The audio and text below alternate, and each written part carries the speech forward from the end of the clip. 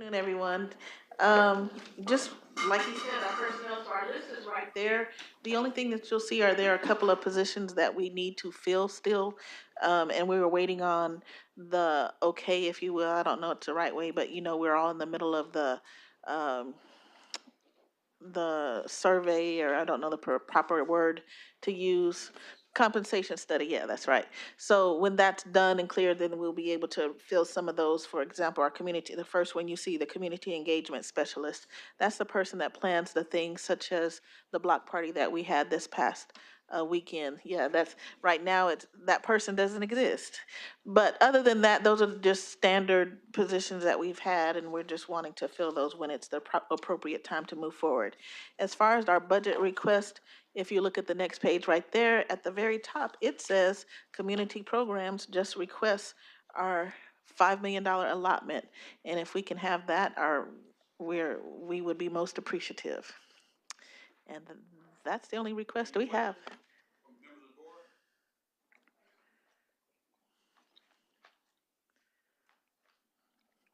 Director Warwick? Thank you. Thank you, Dana, for your presentation. I was looking at the last sheet where it says expenditures by category, and I got kind of confused about budget over 2023, over 2024, whatever. But it looks like that you spent $88,000 less than what your adopted budget was, and it was in personnel services. So is that what you're saying, this one community engagement person, what the charge would be for that? Or what was why did you spend $88,000 less? I don't think it's related to that one. I would actually defer to Nicholas for that one. Maybe it's the adopted budget, the 2024 adopted budget. So that data is what's in the general fund operating fund. Most of Dana's activity incurs in the general funds. What you're saying, I can't hear you. So most of Dana's activity occurs in the special operating, or the general fund special projects fund, which wouldn't be, so the $5 million that she's talking about we transferred out of the general fund to a different operating fund, which isn't technically a budgeted fund for the city. And so this is just their general fund operational activities. Oh, okay, okay, all right, thank you. Mm-hmm.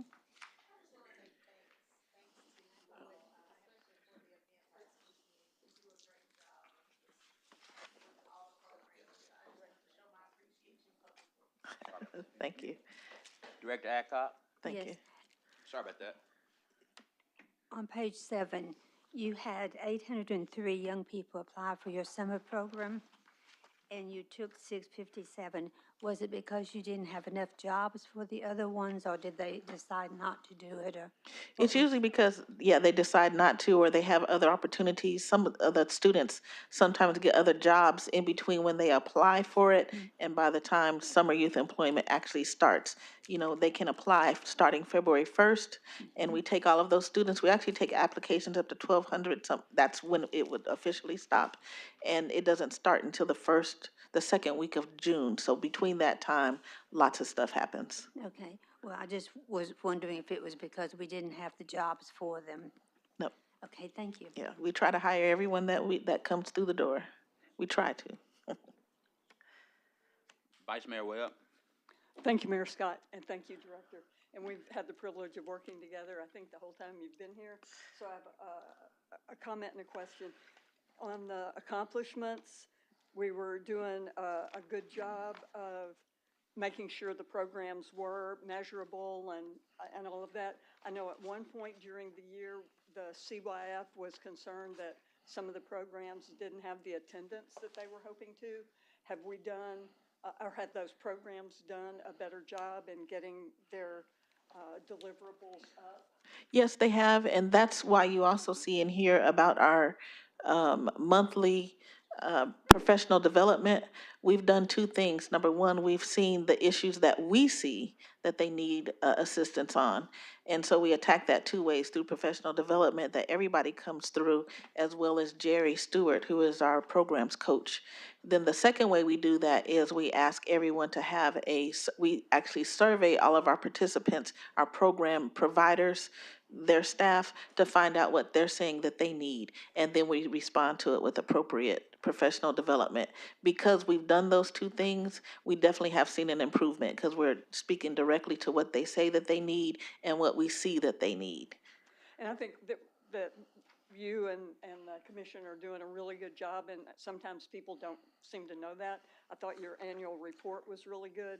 And so my one request, and it may be more for Nick than you, is because the PIT money is in special projects and it's not in your budget, if at some point we could put those things together. We know that they're different funds and we know all of those things, but if we can see it side by side, it would be helpful. And then Okay. everybody will know how effective y'all are being out in the community. Thank you.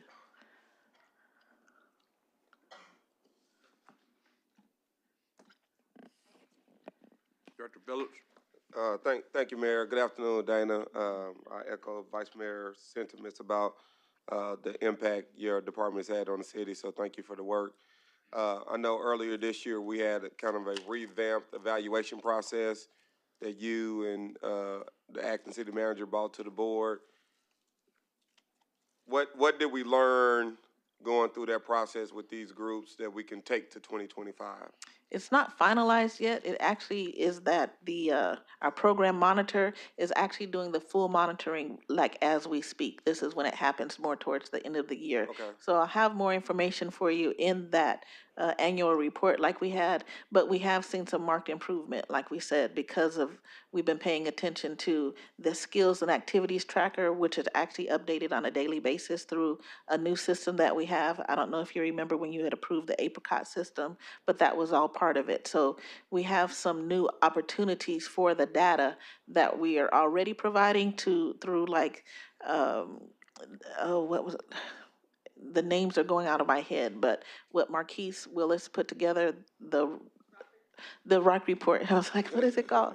But those types of things, so it's being reported that way. And then we also report it through our update that we usually give every month, just kind of what's going on. But yes, we have seen some marked improvements, but by the end of the year, we'll have a better idea of what those actually look like, because the monitoring is happening as we speak. And have all our partners, I guess, leveled up to where we want them to be, or have we been able to, don't want you to name any names, are there some groups where we say, hey, they can't meet where we're trying to go and we need to go in a different direction? Have you seen any of that? I'd say no, only from the standpoint that we have some new partners, and it takes a while for people to kind of understand what we do and how we do it. So that's again why this professional development has been very important to us, because there are some organizations that are brand new. They may not have the funds that other outside of the funds that we provide. So by us taking on the professional development, it has gone a long way to help our programs get to where we need.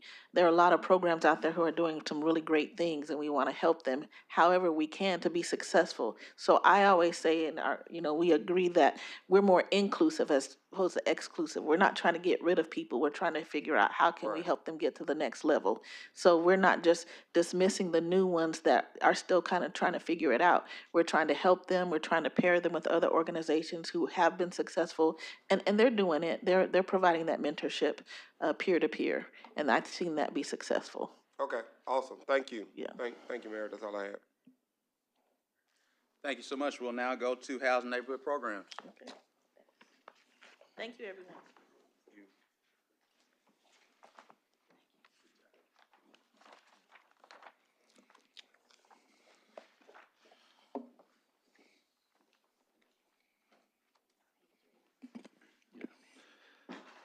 Yeah.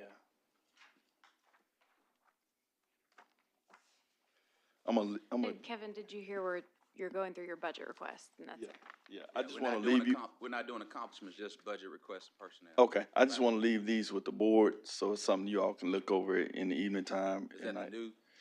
it's just information from each division under my. Yeah. Yep.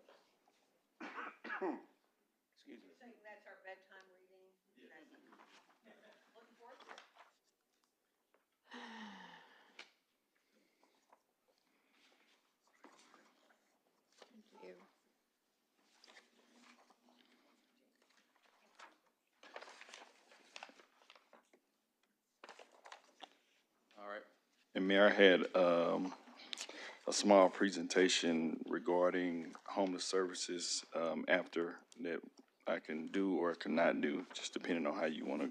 Let's go with that and then go into your budget. Okay. All right. Would you bring that up? So I know it was a lot of, well, first of all, good afternoon, everyone.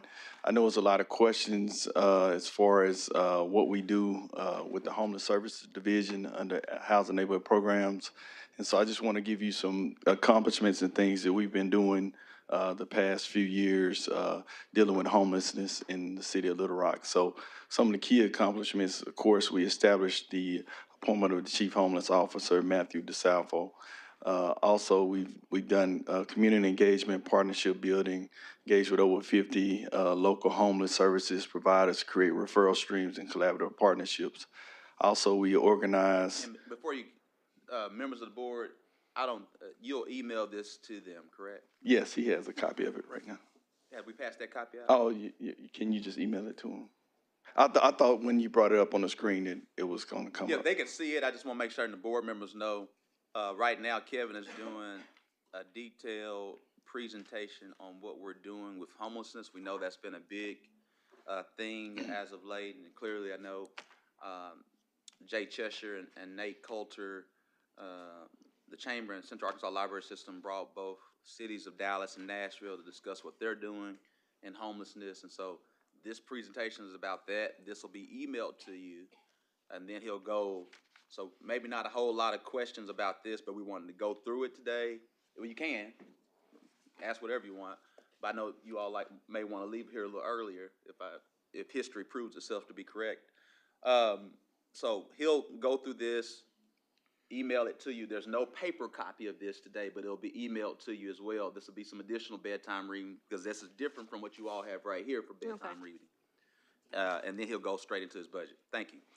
So we've done quarterly outreach fairs across the city. We've done 4 this year. Last year we did one. Well, we did 1, and then we did outreach, just feeding individuals around the city that were unsheltered. And then we established a relationship with homeless departments over 8 municipalities throughout the country that we're working on with best practices. Next slide. Also, we've done some strategic planning initiatives that were requested by Office of Executive Administration, Winter Emergency Shelter Plan. I know in the past years, we've had issues as far as getting people sheltered, working with other service providers externally. And so we've provided a shelter plan that we'll be working on to put in place to firm up with the city manager and the Office of Executive Administration. Also, encampment outreach response protocol. We developed a protocol presented to the mayor's office and currently under review in the city attorney's office that they're working on. We're working on finalizing some things with that. And then street outreach services team, we form an MOU with external providers to support physical and mental health, substance use treatment. And so that's key because a lot of times when we go out, we engage with these individuals, they have mental issues, and we don't have a mental person that can handle those issues on our team. So it was prudent that we just went out and tried to form this MOU so we can provide those services. Right now, the key piece that we're missing is we're working with medical services. So when we go out, we'll have somebody out there on site, not just having a mental health person, but if they need some care, we don't have to take them to the emergency room. And then when you go to the emergency room, you sit there for 2 to 4 hours and you don't get treatment until eventually somebody comes out. But we want to get that specific treatment for them immediately.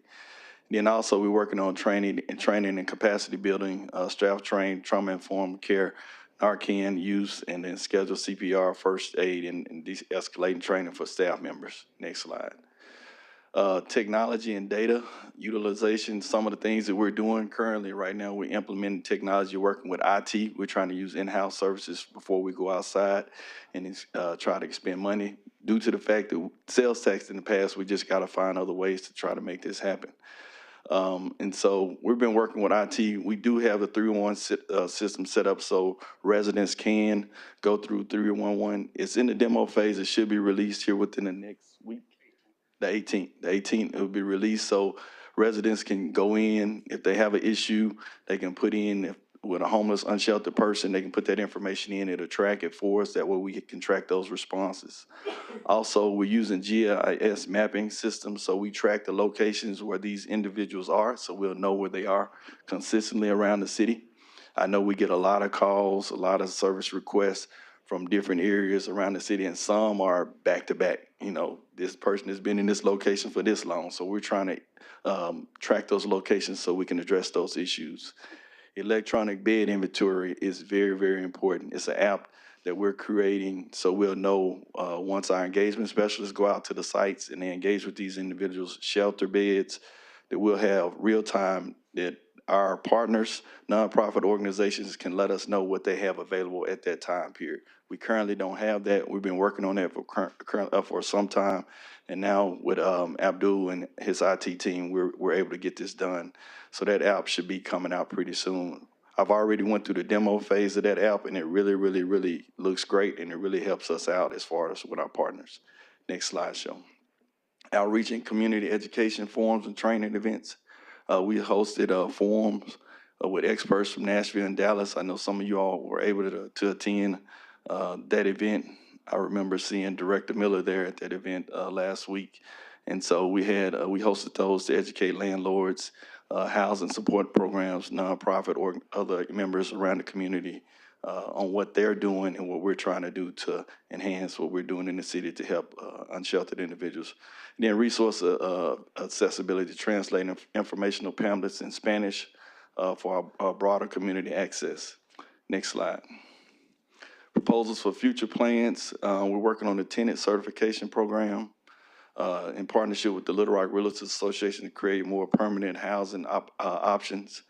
Also, peer support specialist program proposed in collaboration with Little Rock Police Department to address substance abuse disorder among homeless populations.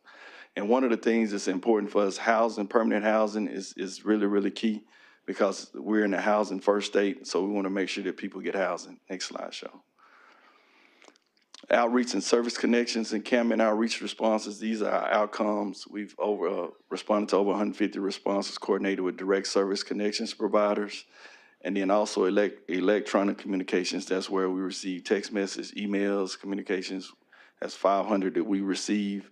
We've made direct contacts with over 3,000 residents, unsheltered housed individuals, including 900 unique connections to services. Next slide. Housing and shelter placements. So we've placed over 145 individuals, connected them with shelters, transitional housing or permanent housing, as well as treatment programs. Then outreach event attendance, in March, we had 150 attendees. In June, we had 160. In September, we had 87. We have one more that will be held on November the 19th at St. Mark Baptist Church. We'll be doing it there. That's the centralized location, and then we feel like that we should get over 150 individuals there too as well. And we have over 32 connections with nonprofit organizations, the VA Treatment Center, other nonprofits such as Our House, Metropolitan Housing Alliance, St. Francis House, all the nonprofit service providers in the Catch organization will be there too as well to assist. Next slide, show. So we do have an outreach commitment with a contract with Vine and Village, and they're actually working in that area. We put out an RFP maybe, I think Emily was been about 2 years ago.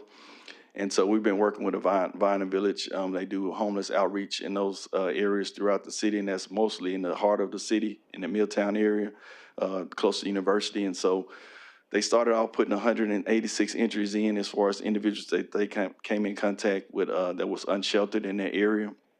And through January of 2024 to February, they put in 137 entries. And the reason why we don't have data for the other entries in HMIS is because they took over and we don't actually have sight to see what they're putting in.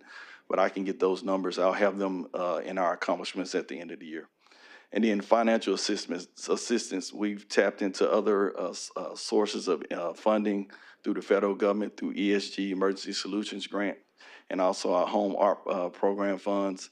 And so we provided a little, close to $1 million in rental assistance, and that's to help homeless prevention. If you don't know about homeless prevention, that's people that are going into homelessness, and we try to prevent them from going into homeless. We also have done rapid rehousing too, using ESG and street outreach.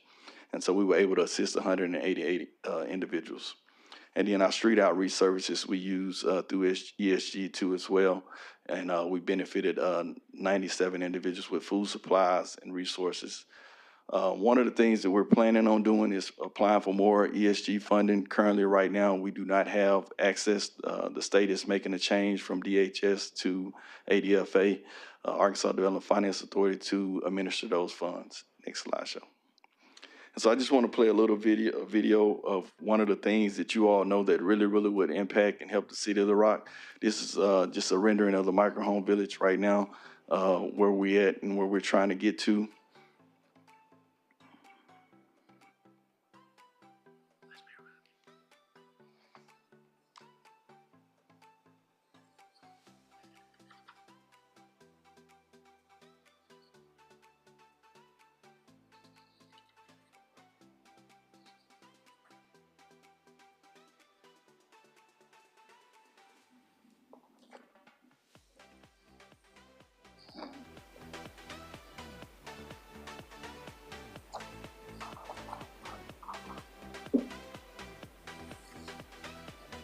He said, who? He said the people don't look homeless.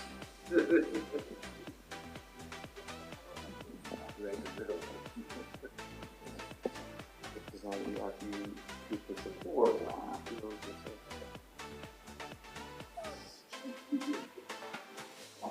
It is. It's not for the junior pregnant.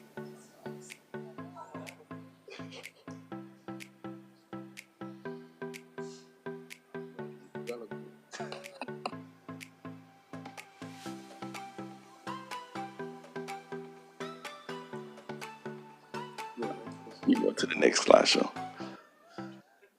All right, so one of the things that we're trying to do with the microhome village is temporary shelter. Functional zero is what we're trying to get to.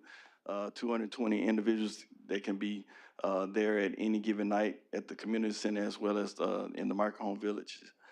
Case management, supportive services, wraparound services, what we're trying to do at the microhome village. Those are the services that we'll provide. Next slide. And then just give you a brief layout again.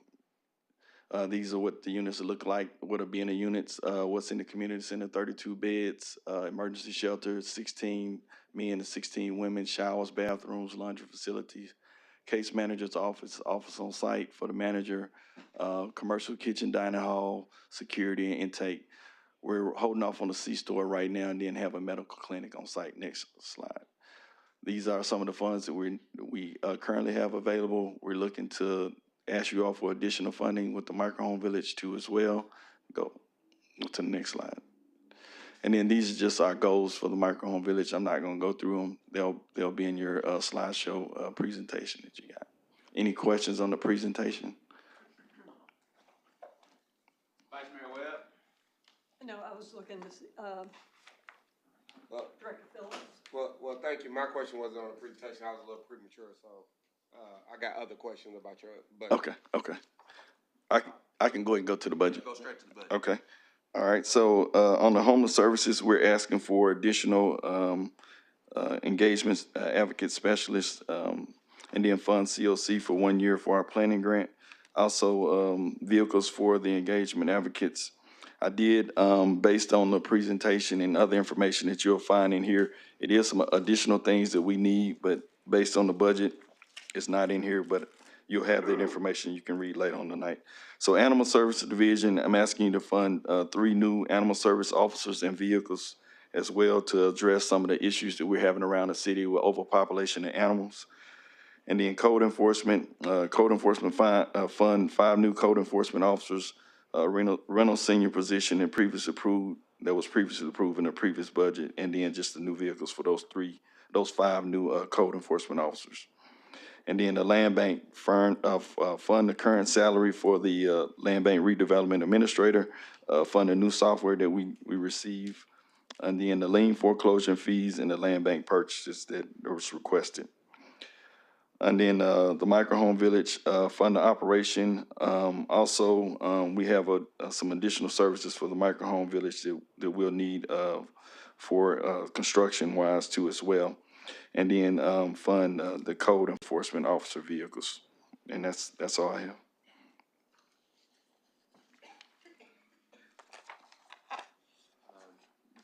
Director Phillips was first, and then Director Hines. Sorry, let me get back on. Thank you, Mayor. Thank you, Director Howard. Couple things I want to highlight. So does each code enforcement officer have a vehicle that's assigned to them, or do they share them? Currently, right now, each officer does not have a vehicle.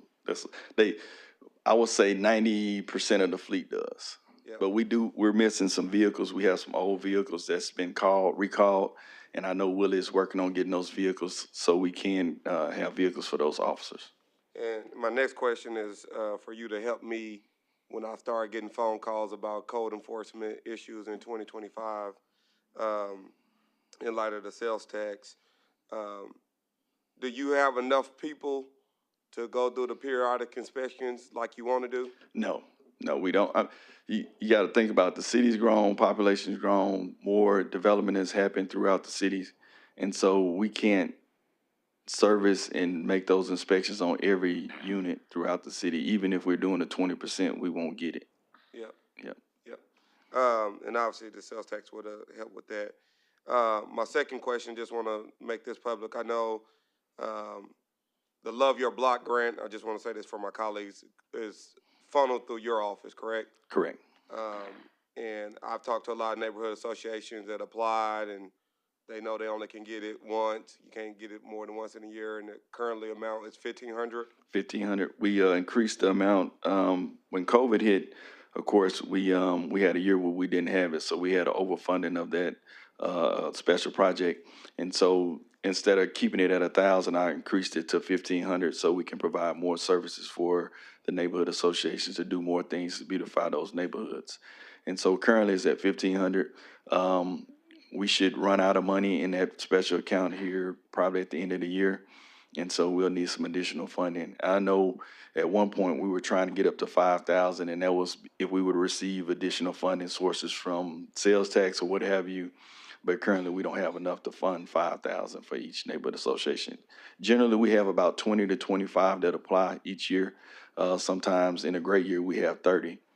We've been doing more outreach because as we came back from COVID, a lot of people had turnover where they had new presidents come in and they didn't understand what the grant was. So we had to educate those individuals with our neighborhood resource specialists to get them to apply. And so now we've had an increase of applications that come in. Well, that's good. I'm glad people are informed and involved in the process.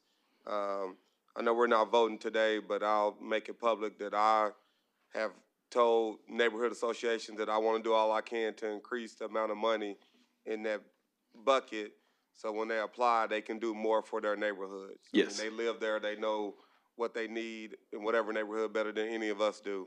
So I just want to say it public to my board members and to you that I'm gonna try to do what I can do to try to increase that amount of money so our neighborhoods can take advantage of that. Yes. So appreciate your work on that.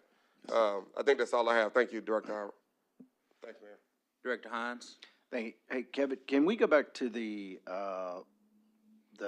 micro village and homeless stuff, specifically the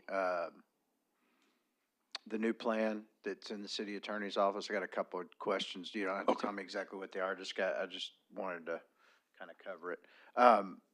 So you talked about you guys have a new plan for addressing encampments and that type of stuff, right? That's specifically what I want to concentrate on.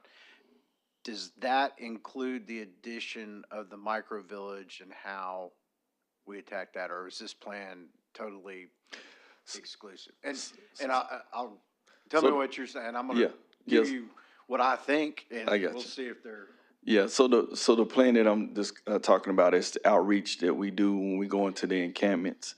A lot of times when we go there, you our staff runs into individuals that have mental health issues, and our staff is not qualified to have the capacity to do the things that's needed.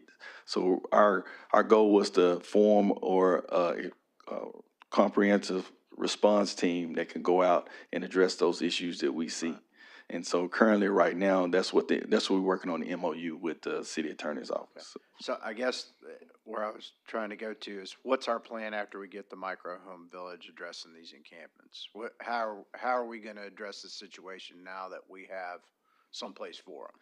Yeah, and it's a twofold situation that's going to happen. One, of course, we're going to have the chronically homeless, because it's I would say a three-legged approach, because you have some individuals that are chronically homeless and don't want to come to the micro home village. They don't want emergency shelter.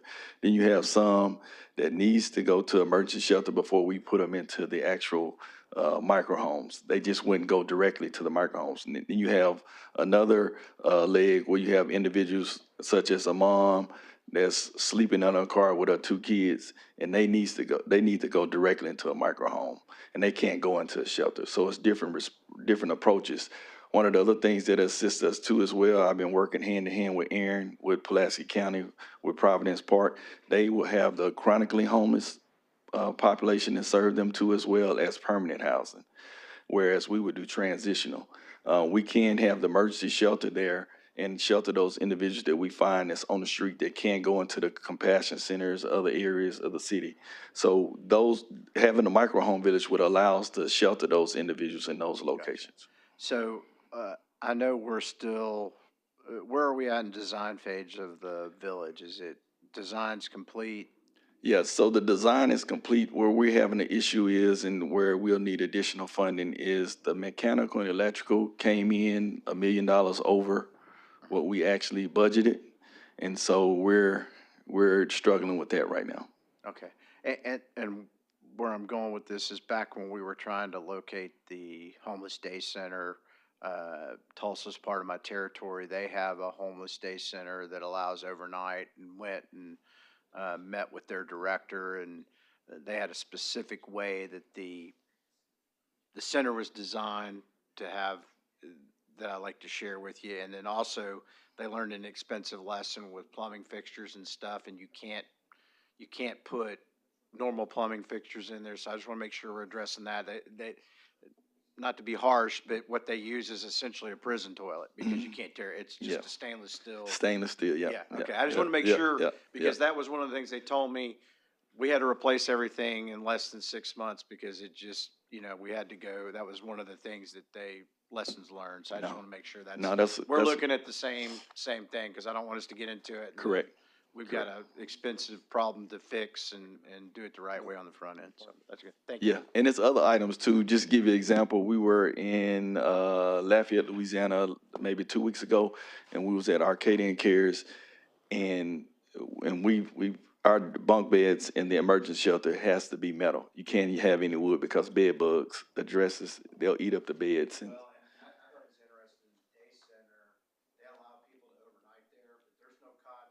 yeah, yeah, Kind of deal. it's Two reasons. They want to encourage them to get connected with their services, but they do have a place for them to be overnight. So it sounds like that's kind of what we're doing as well. Correct. All right, thank you. Yes, anybody else? Director Miller? Thanks, Mayor. Thank you, Director Howard, for your presentation.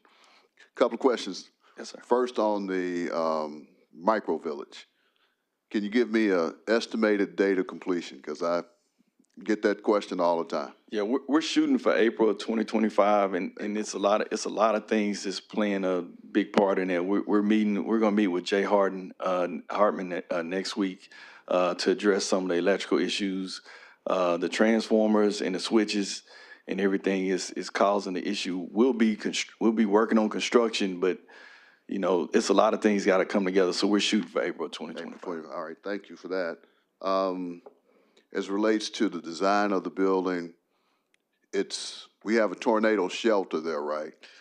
we're planning on doing something that would be equivalent to something of a tornado shelter with the walls on the interior part of the microhome village.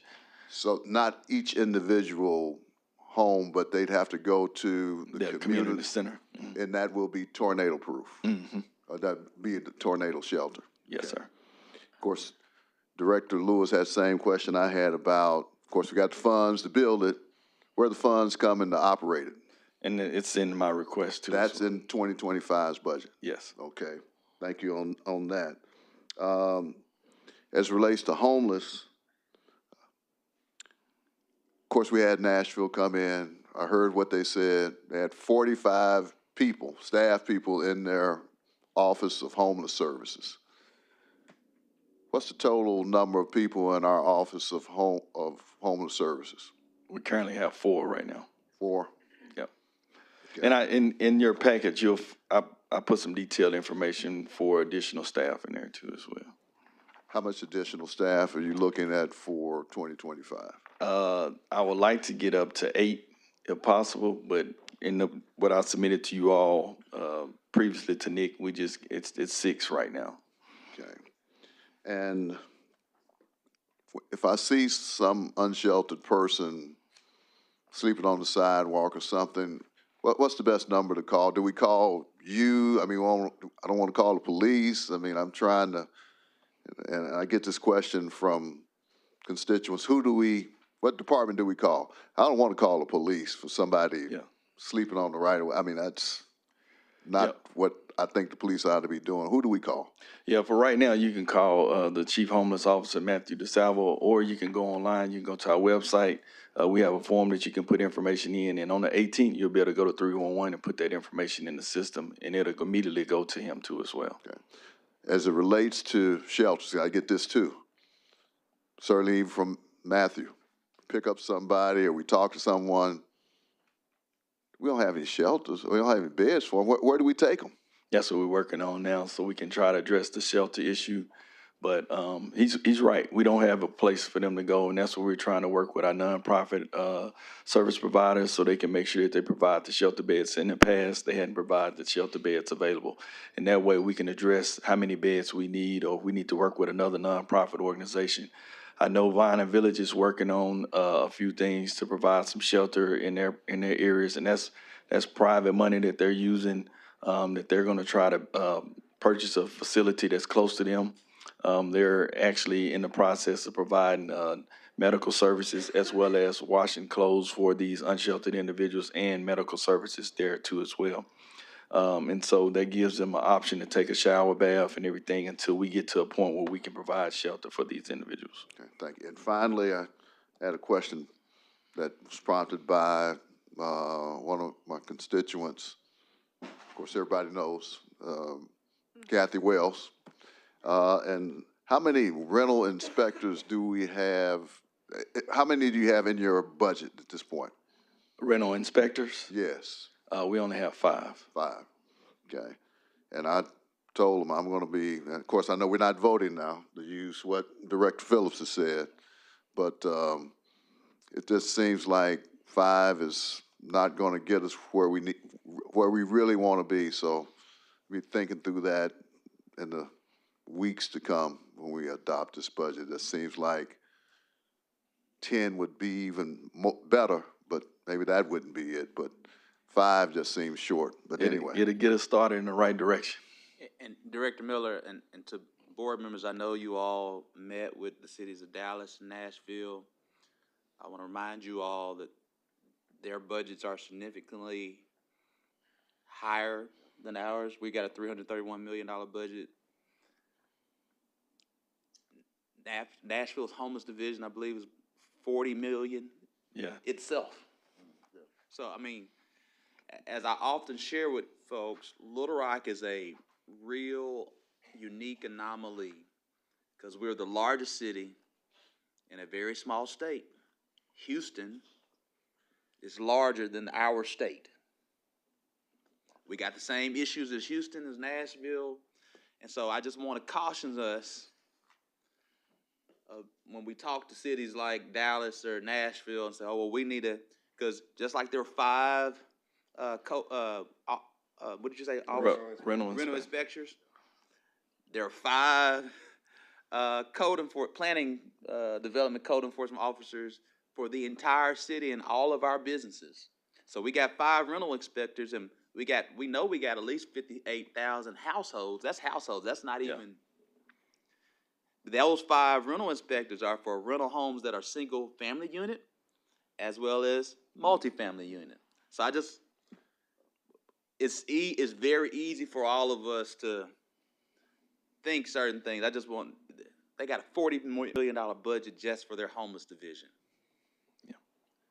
What you're going to hear today, and what you've heard already, and I just shared this with Director Webb and Peck, and so I'll just go ahead and say it now since we brought up we got to by the end of the day, you would have heard $46 million worth of requests. We forecast that our sales taxes are going to increase about a little less than 1%. Let that sink in. But we got some ideas that I'm going to share towards the end that'll at least get us to address some things for 2025, as we got a plan for the future. But we got $46 million requests. Nashville has a $40 or $50 million homelessness budget. Our police budget by itself is $95 or $100 million. That's just police. That's not police and fire. Police and fire make up 58% of a $331 million budget. So I just want to caution us all and kind of level some expectations. That's all. Vice Mayor Webb. Thank you, Mayor Scott, and I appreciate that comment. And you and I have discussed what my question is before. Yeah. But, okay, you're requesting 5 new code enforcement officers. Now, I'm looking at the environmental court page here that says what they're going to do and what their goals are. And one of their goals is to dispose of environmental court cases that are over 3 years old with no disposition. So, Brian, I'll be looking at you too, because we talk about this a lot. So I've got a bunch of In your area. cases that are over 3 years old. Some were here when I got here. So what do we really need? Do we need 5 more code enforcement officers? Do we need a new ordinance because we just turn the same thing in over and over again? So I want to solve these things. And if it's a new ordinance, I mean, I had one that's drafted. It's not that great, but it would give us a starting point. If that's what we need, I want to do it like tomorrow. Yeah, and it's 2 things. So those code enforcement officers that we are really, we're moving them to the rental team. So they would be included in that rental team to assist in those rental inspections. On your side, we do need a new ordinance. And we just have to get specific, because one thing that happens when they go into environmental court, Judge Lever, if they have a good lawyer, they can pick out things in our ordinance. And it's nothing against Tom or anything like that, because the ordinance has been in place for a long time. And just like bylaws, anything, you have to upgrade them based on what's going on today. So we just have to get more specific. You know, if somebody goes to court and we get them for trash, or we get them for high grass and weeds, and the attorney on the opposite side says what type of grass it is, and my code officer don't know what type of grass, judge gonna throw it out. Because we just have to be more specific on the ordinance. Okay, and since the city attorney is sitting here, there is that draft from 2021. I think if we can get that draft out, and then we'll work together and get everybody's input and get to work on it. Because, I mean, I would support hiring more officers, but if nothing's going to change, it's not going to help. And the other thing is, we've met with Lynette, was it like a month and a half ago? We met with Lynette and her team, and they're working to get that done. So we just need to, like I said, make those changes. So we're working to get that done. Thank you. I think Director Wyrick. Thank you. Thank you, Kevin, for all you do. I know I bug you a lot. I apologize for it, but we have a lot of constituents that have concerns about code enforcement issues, and they know the law, they know what should be done, they report it, nothing gets done. And so if we've got new ordinances that we need to put into place in order to get some traction on this, then I think we need to look at that. The question that I have, is in regards to a lot of things happen after you guys go home. And one of the things is parking in yards. And I've heard from both the zoning staff and your group, well, if we don't see it, we can't do anything about it.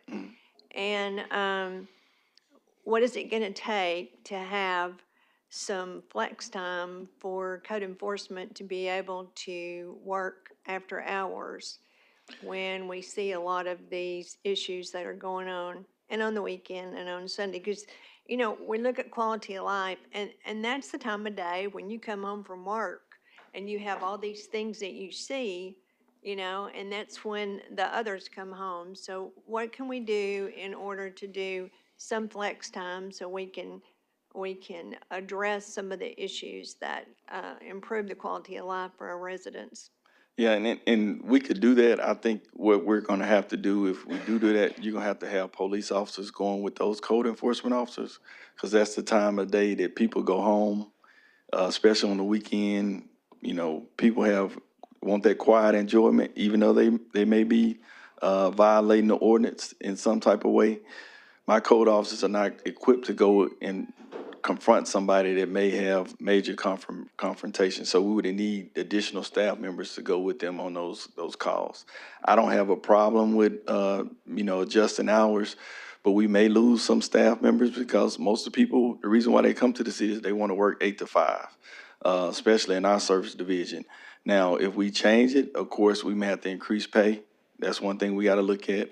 I think we have to have a security officers, because my staff doesn't carry pepper spray, guns, anything like that. So when they get confronted with an issue and they go to someone and say, and there's several guys, what we try to do is tell our code officers, if somebody's on the porch drinking and they're congregating and you talk to them and they're rude or walk away. Because we've had situations where a code officer has been battered by a resident. And so a lot of times on the weekend, we have those individuals in there having their quiet enjoyment. They don't want a city official coming up unless it's the police. And the police has a different type of presence when they come up. So I don't mind doing it if we have officers that are there, because I don't want to create that liability issue. But I understand what you're saying as far as people that are parking in the yard on weekends. And so that would be an ordinance change that we have to make, because it is something in the ordinance currently right now that allows people to park in the yards during certain times. And so we just have to make that change. Okay. The other thing is it's my understanding that a code officer's got to see these infractions. Correct. It can't be an individual. Is there a way to change the ordinance so that an individual can submit Yeah, a request? that would be a legal question for Tom. Yeah. Okay. You have to ask the question if you don't know the answer. That's no problem. Yeah, that's why I referred to Tom. Yeah. Yeah. But, I mean, that would eliminate you all from, you know, taking resources from the police department and doing this. Yeah. But maybe you wouldn't do it every week. Maybe you would do it every other week or a couple of times a month or something like that, just to show that, you know, we are watching, it is illegal, and, you know, you're not supposed to do this. Yes, and I don't have a problem with that. We just have to do a coordinated effort with the Little Rock Police Department. Do you have the personnel to be able to do that? We'll just have to change our hours as far as how we operate. Okay. Yep, to do it on the weekends, because we have 40 hours and they're non-exempt. So we would have to find ways to not go over that 40-hour period unless you all, city manager, allows to have overtime. So. I don't know if the overtime is the answer or not, but I just see that as something that our community would like to see. Is they know the law, they know it's wrong, they report it, we don't see it, we don't do anything about it, and it just continues on and on and on. Well, I know one thing that we could possibly do is one suggestion, and me and Brian has talked about this several times, address some of the issues we're having. It's administrative citation where we can impose fines from our code officers that go out. And that way it won't go into environmental court.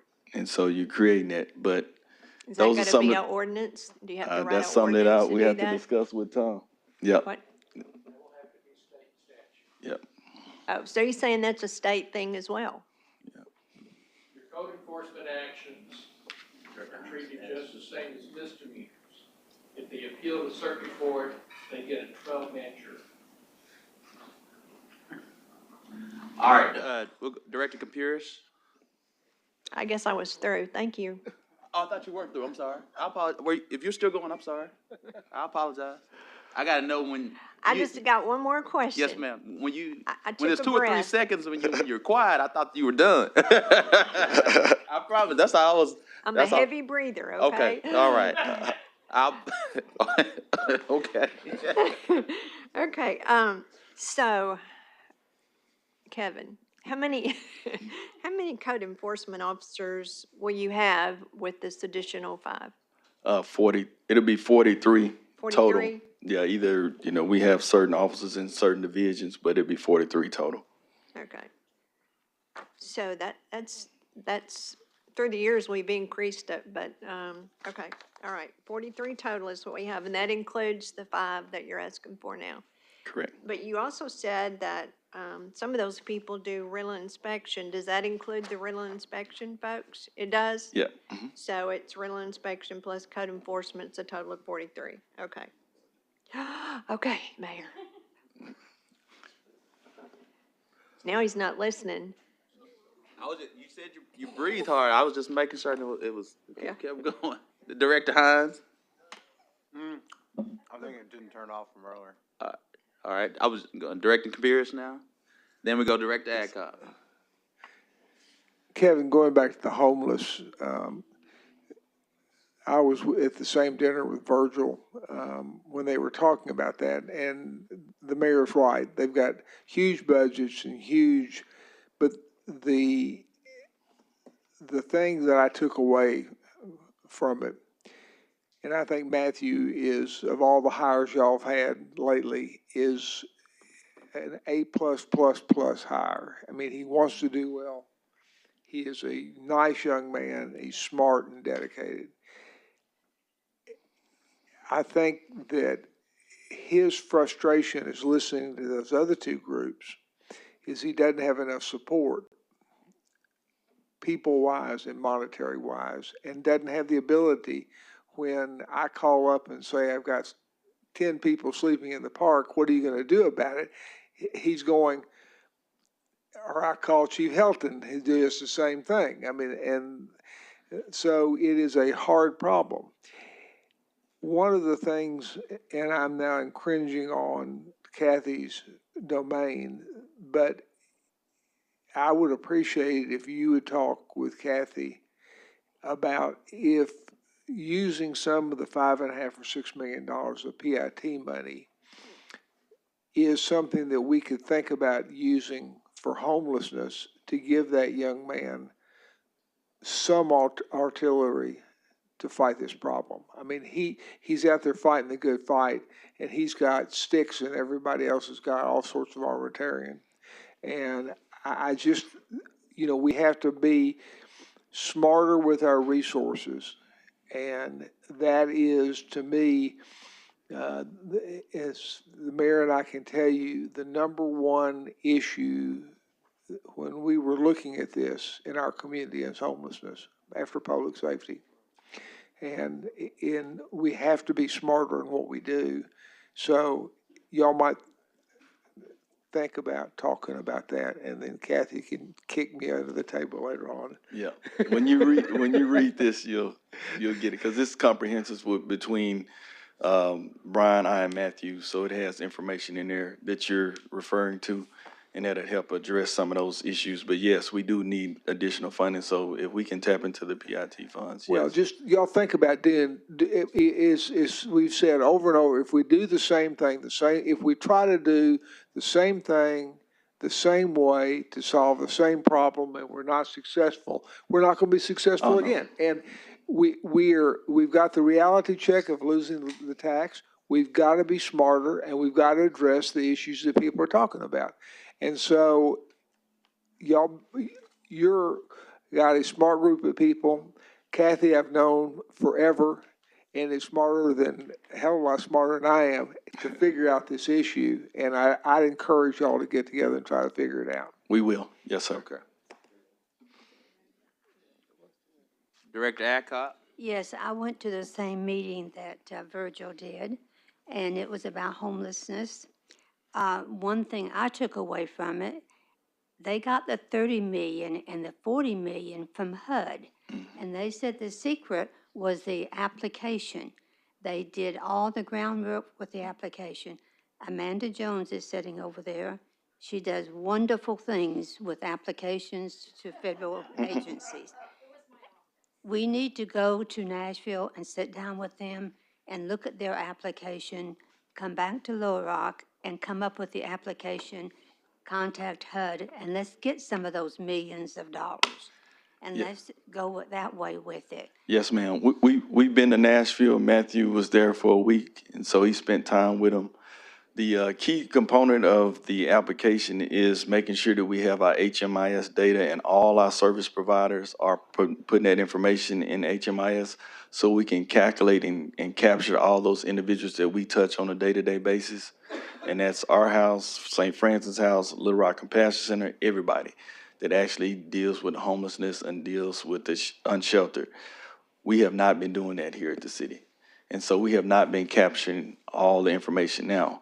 Our staff has been going out engaging. We have a database that's really, really large, but on a coordinated entry approach that happens, we're not doing that right now. I met with the lead of the COC yesterday, and we had a major discussion, a heart-to-heart, about what we need to do to try to address this issue, as you stated, to get some more funding through our federal government with the federal programs we have with COC, because that's what houses these individuals that are unsheltered. That, we have the people here that can do that, and we need to just get busy and get it done and use federal money to work on these problems that we need. Yeah.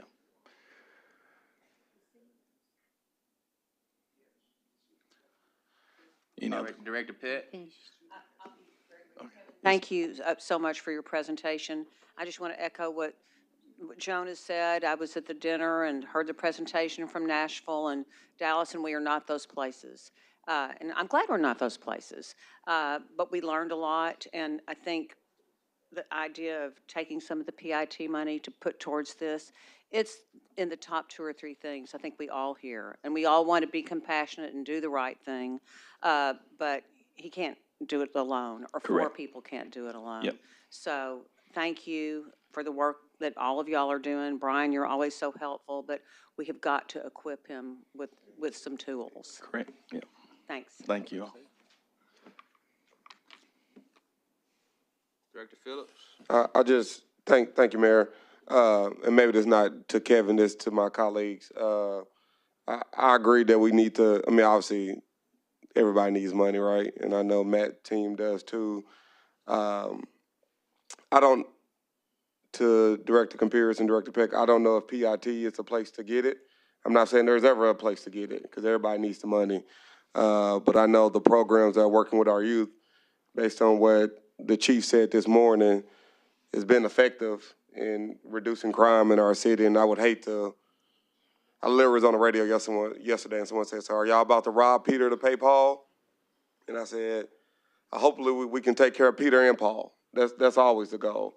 And what I'm hearing is, in this case, that PIT is the Peter, and your department is the Paul. And I don't know if I'm ready to do that. I just want to say that to my colleagues, to take the money from PIT to go towards homelessness. Not say we don't need it.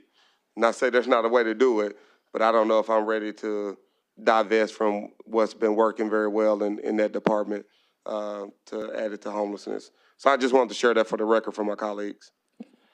And members of the board, Director Compuris, he's right. Homelessness is a huge issue in our city and in our nation.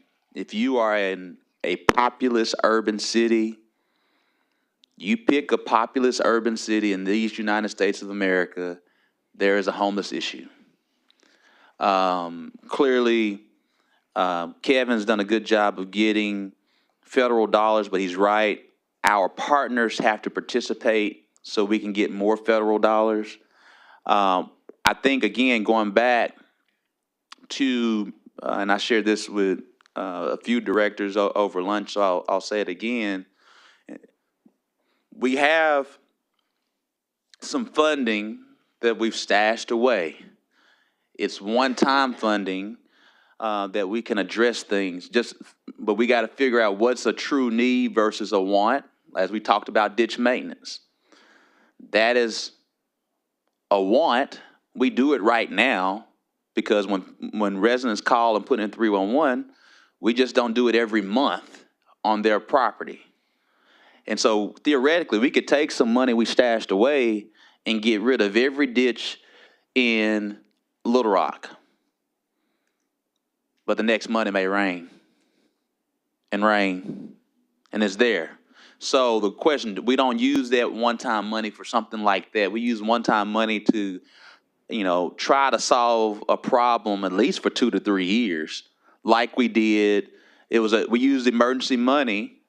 We get a call from Vice Mayor Webb, and clearly Leland got the call, and Vice Mayor started getting more calls because constituents in her residence said, hey, the pool went out in Jim Daly. That was an emergency because we know how much our seniors use that, and that's a facility, while it may be in Ward 3, everyone in the city uses that. So we made that decision. And so I think what I'm hearing today is, one, we got to figure out long-term solutions with our fleet. I think we heard today that part of that is there's going to be a rate study from the public works standpoint. We got to figure out a solution for police and fire. Credit to Director Compuris and others and this whole entire board. We got the officers 107 vehicles. That's a solution for 2 to 3 years until those vehicles get to 80 to 100,000 miles. And so we're fine for 25, but as Chief Heldon shared, we got to think about 26 and 27 and 28. So I say that all to say is I think we got some solutions, at least to get us through 25 as we're thinking creatively. But what I'm hearing so far is do I agree from the city board that I've heard that fleet is going to be fleet, we'll figure that out. But homelessness should be, in addition to crime prevention, always. That's number one. But 1A is homelessness. Is that a yes or a no? Do I kind of hear that? Yeah. And so we'll hear, and granted, some people say, well, that's not 1A. It may be code enforcement may be 1A. And so we got to figure out how do we match that all up with the resources that we have. And we're committed to getting that done. As you all shared, we got to get more grant dollars. We got to get more philanthropic dollars. We got a great person in Vice Mayor Webb so we may have to solicit you to, we can't put you on contract, but we may figure out how to tap into your knowledge on some additional philanthropic dollars as Amanda's working on the grant dollars. I think we all just got to get creative. And so I think we hear that. We're going to make it a priority from a homelessness standpoint and other things as well. Vice Mayor Webb, is your hand up? Yeah. Thank you, Mayor Scott. And something that Director Compuris said, and it's hard to give a quick answer on how much money we actually do put into homeless programs, because if you look at the CYF budget, we do fund programs at our house. Mm-hmm. So, we are. And I think when we have these discussions, we have to look at what we fund from that department and this department and this department, so we really get that clear sense of what we are funding. I was at that dinner with the folks from Nashville and Dallas, and that was a question, and that was my answer then, it's my answer now. And then the second thing we have to do, in my opinion, is we really have to coordinate with our state legislators. And right after that dinner, the next morning, my state legislator texted me while she was sitting in budget, and we had been talking about trying to get a bill run to fund the Arkansas Fair Housing. I mean, not the Arkansas Housing Trust, which hadn't been funded since 2009. Yeah. And right as we were texting, they passed a motion to eliminate the appropriation for it. And we all know that just because you have an appropriation at the state, it doesn't mean there's money in the appropriation. But that doesn't mean we should give up in working with our legislators and talking to them, because I think more of the out-of-town legislators, they spend a lot of time here, and they're also seeing some of these issues. They've had a mental health task force for the last 2 or 3 years.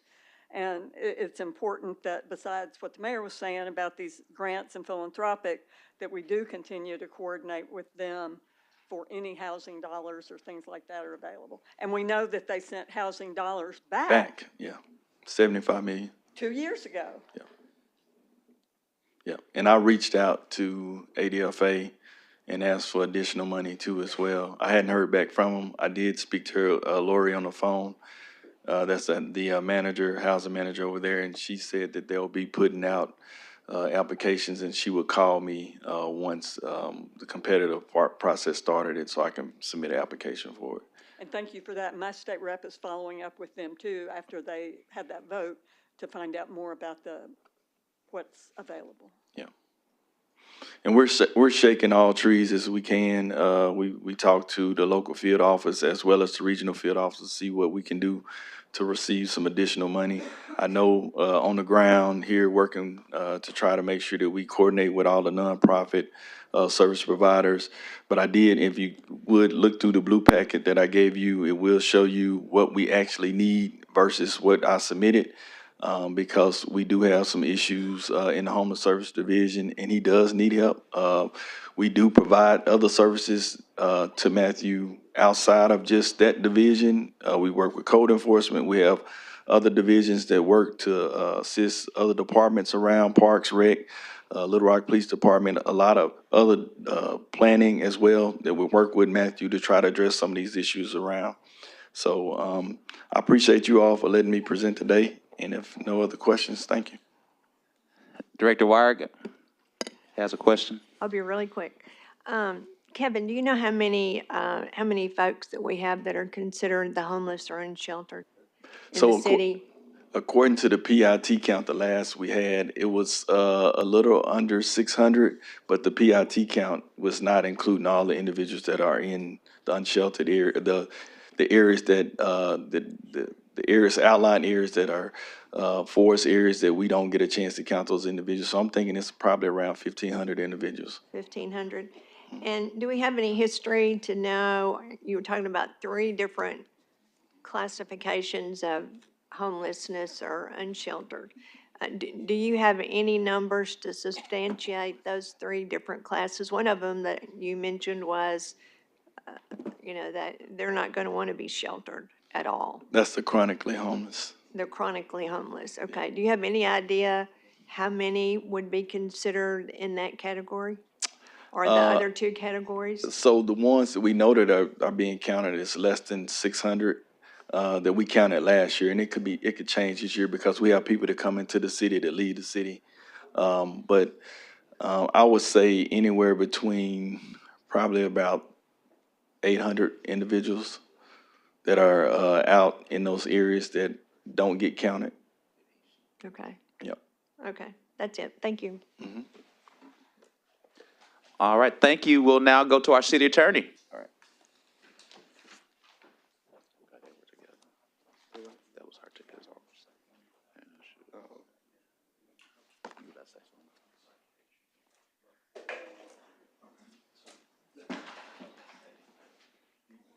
Thank you, Mayor. Charlotte Anderson in my office is going to be handing out copies that we had prepared for the other budget, the internal budget presentation, and this is just so everybody will have a copy. Had some good, interesting discussions there. The major thing I want to say about our budget for this next year is we're making two major requests for two additional city attorneys, both in the transactional and the litigation areas. Right now, we basically have one attorney for every 220 employees in the city. Some of them take up a great deal of our time. Some of them don't take up very much of our time at all. We support 15 departments and 19 commissions. Mr. Attorney, before you go, I just want to just commend you. You've given a number of different budget presentations, but there's a stark difference in this one. Looks very well. Well, y'all heard the name Lynette Perez a few minutes ago, and I just gave you the name Charlotte Anderson. I can tell you that for the first time I've been in the office this year, we've had a full staff and a full support staff, and it's amazing what can be accomplished when that happens. And basically, I don't like to count the traffic cases, and I tell my people that, but we did 9,000 traffic cases. The reason I don't like to count them is because the judges count them, and then other groups count them, and so it really sounds duplicitous. But it was $150 million worth of contracts that we have more or less negotiated during the course of the year. And in the last few weeks, I've probably written about 150,000 letters to people about the First Amendment. I'm just kidding. I'd like to digress, if I could, for just a moment, because I was very, very intrigued with a lot of what was asked about code enforcement issues, quality of life issues and such that involve our office. One thing I gave to Kevin on the way out is, no, right now, code enforcement items are treated as criminal offenses, even though we call them offenses in our penal code in Arkansas. There is a category called offenses, which is for anything other than something that's included in the penal code. And I think that and some relatively restrictive language or protective language in the Arkansas Constitution is what puts us in what is a full-blown court hearing on code enforcement issues. And I think there is a way around that. I think one could be a statutory change that would be optional for cities that wish to use it. And right now, I think the cities would probably be Little Rock, North Little Rock, West Memphis, Fort Smith, and perhaps Fayetteville, where they could opt in and create essentially a type of a building code permit type of review, which really wouldn't be criminal at all and wouldn't necessarily involve a judge at all. If you don't have the proper lighting, you don't. And we really don't need to have a beyond a reasonable doubt as to whether you've got this bulb or that bulb. I use that as a simple example, but if you don't have effective plumbing, you don't. And we don't need to really wonder about how many times it has gone, or in one case I actually sat through whether or not a Snickers bar can be flushed down a toilet to prove that the toilet works. So I think that there is something we can do there. In terms of begging, we don't really have anything we can do with begging, but we've got some incredibly dangerous situations in our medians of people soliciting either funds or ideas or participations.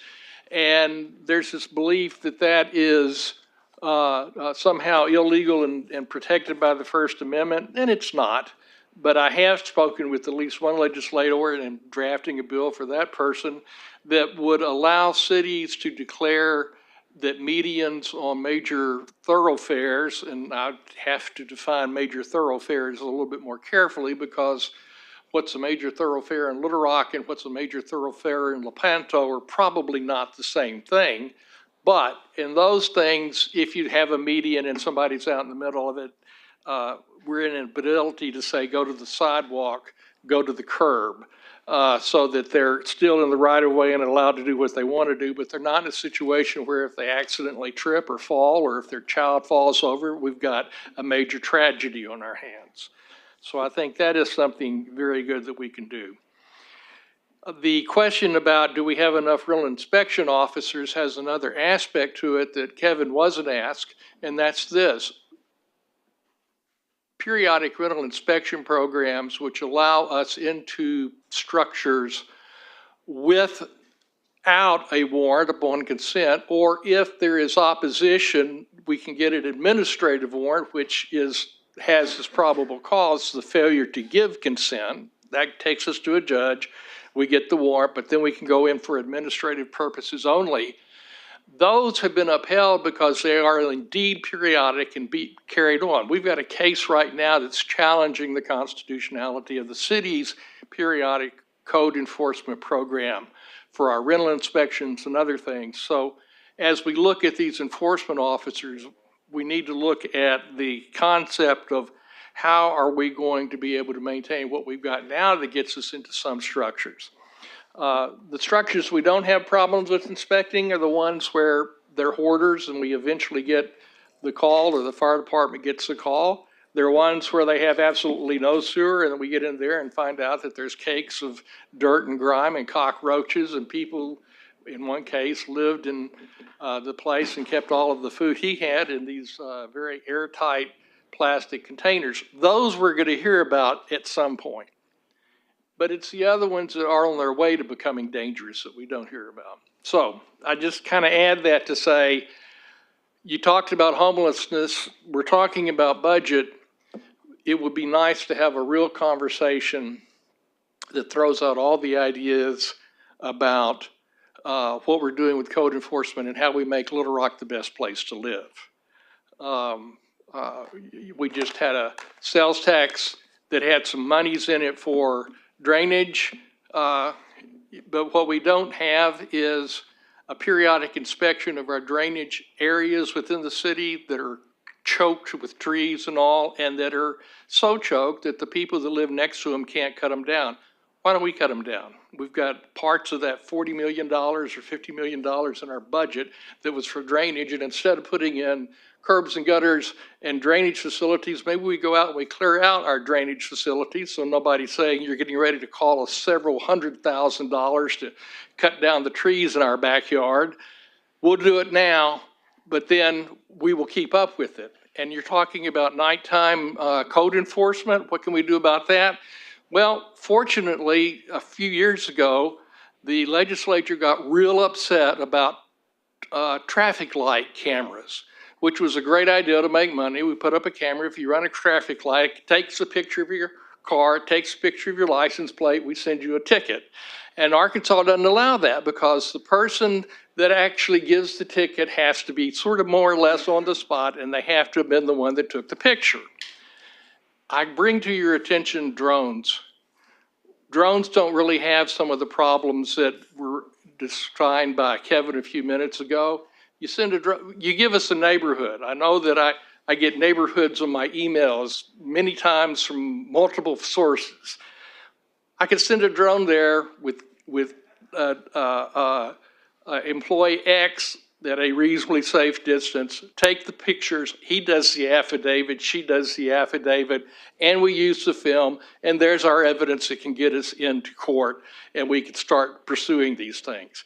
Now, I don't know how much drones cost. If you want to knock out somebody, I think they're probably several $100,000, but that's something we need to start thinking about in the future. I don't really have a whole lot more to add unless you've got questions. So I'll stop. Thank you.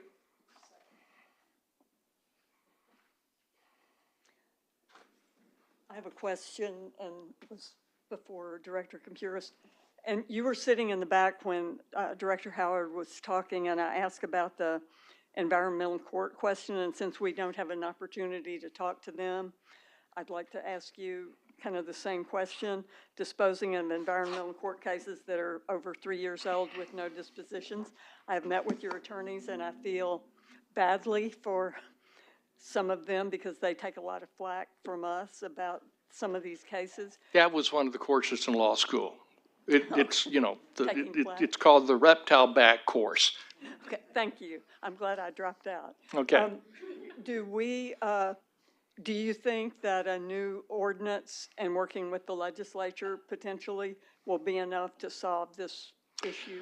I think the concept that I mentioned a minute ago of being able to create a lot of things as kind of permitted violations, technical violations can be addressed easily. We would need to make some changes in state legislation, and that's the optional statute I mentioned.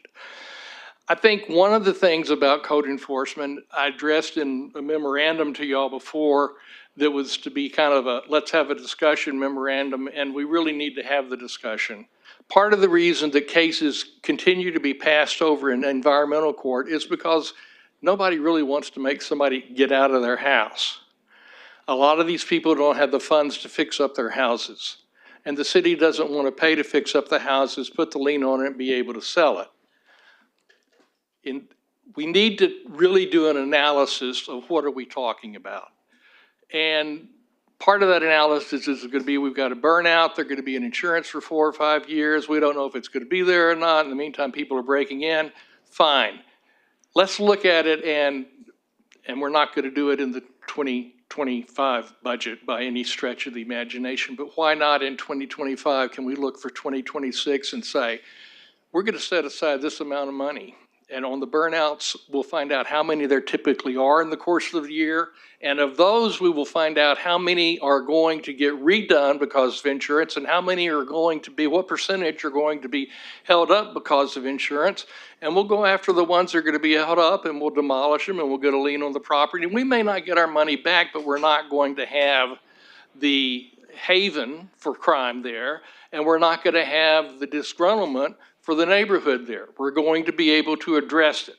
Let's look at that, let's get the data, and let's put it together. Having said that, there are 3 kinds of lies, damn lies, and statistics. And I'm not good at statistics, but you've got a whole bunch of people in City Hall now, and I give Kendra Pruitt the crown for this, who can put data together and knows how to get data and put it together so that y'all can make an intelligent decision. It doesn't do any good to say we're going to take $5 million to tear down bad houses if all that does is tear down a few of them, leave a whole bunch more, and, gets us into all kinds of battles. But it does make sense to say we have 100 burnouts in the course of the year. I'm using numbers that I have no idea that they're valid, so don't accept that. That we have 100 houses in a year that are burned and damaged beyond being inhabited. Of those, we have 30% that we know one way or the other don't have insurance, are going to be involved in insurance fights. We don't have to deal with it. We'll get it down and put our lien on. If we get our money back from the lien, great. If we don't get our money back from the lien, great for our citizens. Little Rock needs to be the place to live. And let's get together and develop a kind of an administrative body that can say, your light fixtures aren't fixed, your stoves aren't hooked up correctly, your plumbing isn't working correctly. This isn't a crime where we got to prove something beyond a reasonable doubt and makes you want to go get a lawyer. This is a permit violation. This is a basic violation, and if it's not done, it's not done. There's a city in Washington State where their code people go out on Wednesday, for example, and they tell them, you don't have this up to date. We're going to be back in 2 days to see if it's fixed. 2 days later, they come back. If it's not fixed, they're given a citation. The next day, they report for plea and arraignment, and the first day after that, that's within the week, they're tried, they're sentenced, and off we go. And nothing hangs up. And then, because of the statutes we have that enable us to spend the money to fix the thing up and put the lien on the house, if we don't try to make our money back or make money off of it, we've got the house in good shape. What's important? Living well in Little Rock or not getting our money back? I think living well in Little Rock trumps that. That's just a thought. Thank you. All right, Director Computers. I just broke the podium. Okay. I don't know how. We're not going to let you, you brought a book and we broke our new equipment, right? One of the problems that we have, and your office has, is truancy. How are you dealing with that? And badly. Here's the deal. We get a report from a school that they've got truant people. The city of the Little Rock School District has, I would imagine, one of the best programs on paper for dealing with truancy. But they don't really follow the program on the paper. The program on the paper If a kid in there, suddenly there's a counselor that's dealing with the person and trying to find out and getting in touch with the family and so forth and so on. If the kid skips school, they have in-school detention, and they've got teachers there that will make sure they're doing their work, they just can't socialize. That's not really how it happens. But here's the thing that really bothers me. By the time we have the record number of absences that start making truancy an issue, which was 9 at one point, and I think it still is, that's almost 9 weeks. And we're not going to get it till the next 9 weeks. That's a semester. And then we're going to put out the paperwork to get the family in for a family in need of services, which nobody likes to be told that's what it is, and plea and arraignment or whatever it is on the truancy charge in juvenile court is going to be another 4 months later, and the school year's over, and now we're going over again and again and again. However, there is a possibility for being able to do interventions beforehand in lieu of prosecutions for truancy. Now imagine if we had money from PIT, and of course everybody's hitting PIT right now, but you had money from PIT, and you had money from, and you had cooperation from community programs to be able to be the kind of resource officers that can call the families in and say, why is Johnny not coming? And we had access to programs like Johnny's not coming because the mother is a single mother and she works 3 jobs and she keeps sleeping through the morning thing. Then can we find some way to get Johnny to school even though the mother has to sleep? Or Johnny's not coming because he doesn't like it and Johnny's never been tested for dyslexia. And he doesn't like it because he can't see a single thing that's on the page as it looks like for everybody else. You know, we can start finding out what those problems are and start addressing those. And there really isn't any more important issue for government than making sure our children are educated to deal with tomorrow. So how do we address this? Well, I'm not going to tell you to address it in 2025 because we don't have enough time and because there's a lot of ideas. But we could say in 2025, we want truancy to be an issue. And we want all of the people that are involved in this to come together and come together with the types of ideas and the types of problems we have. The courts can say, oh, we're doing a great job. We've had this many cases and we got rid of that many cases. But how many of those were dismissed for lack of prosecution? That doesn't mean that we've taken care of 6,000 truancy cases. That means that we haven't been able to get 6,000 truancy cases tried before it was too late. So what we do is we find out what works, which is the interventions that I've mentioned, and we go forward that way. And we spend 2025 coming up with programs for 2026. Now that you got a full staff, you got a new job. Thank you. All right, well, thank you so much. We'll go to Human Resources.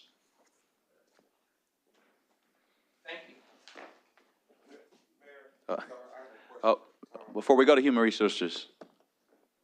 I don't know how I broke it, but this whole thing came off. Sorry, y'all, I had to take a work call. Two very quick questions.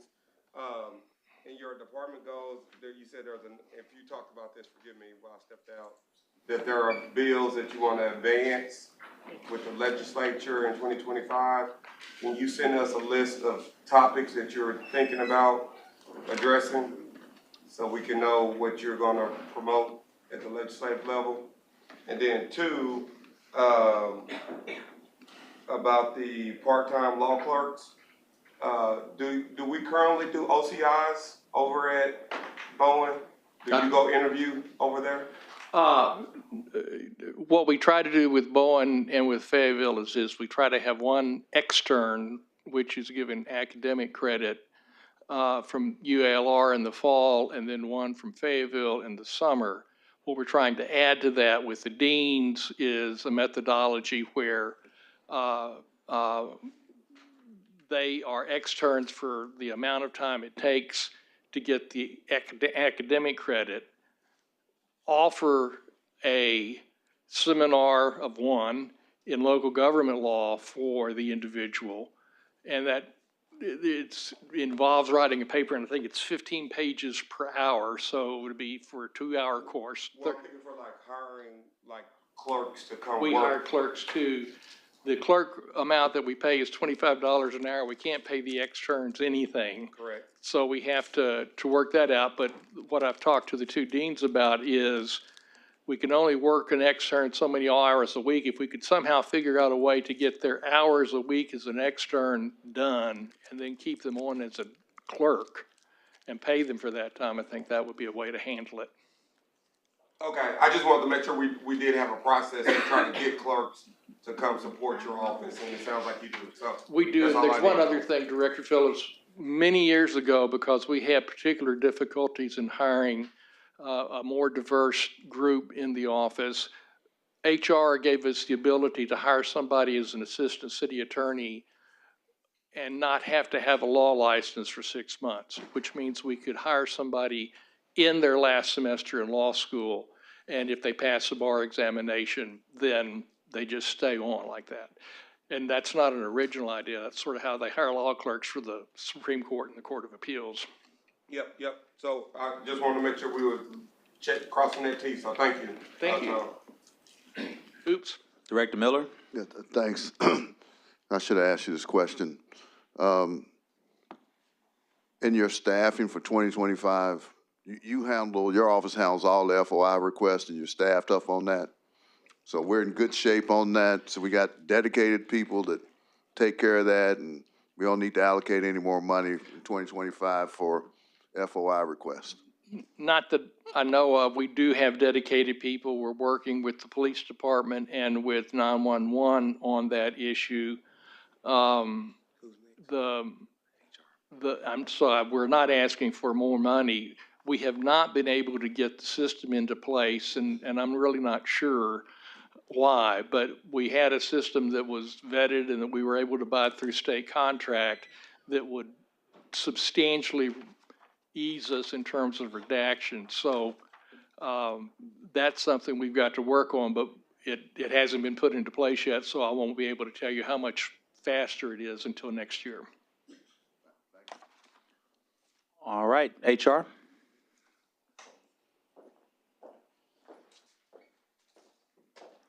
Thank you, Mayor. Good afternoon, members of the City Board, Acting City Manager, and to those that I did not get to congratulate, congratulations on your reelection. I have with me Nina Hopkins, our Administrative Systems and Operations Coordinator, to answer any drill down questions you may have. As I get started, I want to remind you that my conversation with you this afternoon is not limited to the 27 people that make up the HR department. Instead, I'm focused on the level of service we are providing to our workforce and by extension to our residents. The HR department helps the city grow effectively, run efficiently, and deliver services to residents expeditiously. My goal is to ensure departments get what they need so they're not wasting time and energy that should be dedicated to city services. With that, I'll direct your attention to page 79 for my budget requests for our department. The first item is for background checks. I'm asking to raise this item by $55,000, making it a total of $85,000. This covers background checks, drug testing, and driver's license checks for all city departments. This was over budget by $18,000 in 2023, and we are already $17,000 over budget as of October 31st of this year. Departments do not have sufficient funds to cover the overage, and increasing this will prevent a fiscal variance going forward and cover the increase in volume we have already planned for police and fire in 2025. From a risk management perspective, this will provide ongoing driver's license monitoring so that the city is notified if a driving record changes. The second item is for cell phones. We're requesting to increase that item by $8,000, making it a total of $10,200. HR has shifted from being transactional to actually partnering with city departments. Our staff need to be able to communicate while being mobile in the field, staying connected via email and Microsoft Teams. And this is necessary to adhere to the city policy of not conducting city business on personal devices. The third item is for salaries. I'm asking to increase this item by $60,000 to enable us to reclassify the labor and employee relations team to true HR business partners, again shifting from transactional to partnership. This change will enable that division to support managers and supervisors in navigating personnel issues while ensuring HR operational needs are met. This will improve our responsiveness and remove the separation that departments feel between City Hall and the rest of our city's work sites. Other progressive cities, such as Chicago, New York City, and Houston, have used this model to improve culture and performance, reduce grievances, and EEOC complaints. The last item on that page is for our controlled equipment. I'm asking to increase that item by $19,000, making it a total of $20,000. The department needs to purchase 10 laptops with docking stations to replace 10 desktop computers that are past their lifespan. Laptops will be cheaper and enable the staff to be mobile to support other departments. On page 80 is my final request. With regard to Employee Appreciation Week, I'm asking to increase that line item by $8,945. This line item went over by $5,000 in 2023, and the current budget is insufficient to engage women and minority-owned businesses. The 3-year average of spending for this line item is not applicable due to Employee Appreciation Week being canceled during COVID from 2020 through 2022. The same amount that we have in our budget has been budgeted since prior of the pandemic, and with inflation, the city will have to scale back offerings in 2025 if this line item is not increased.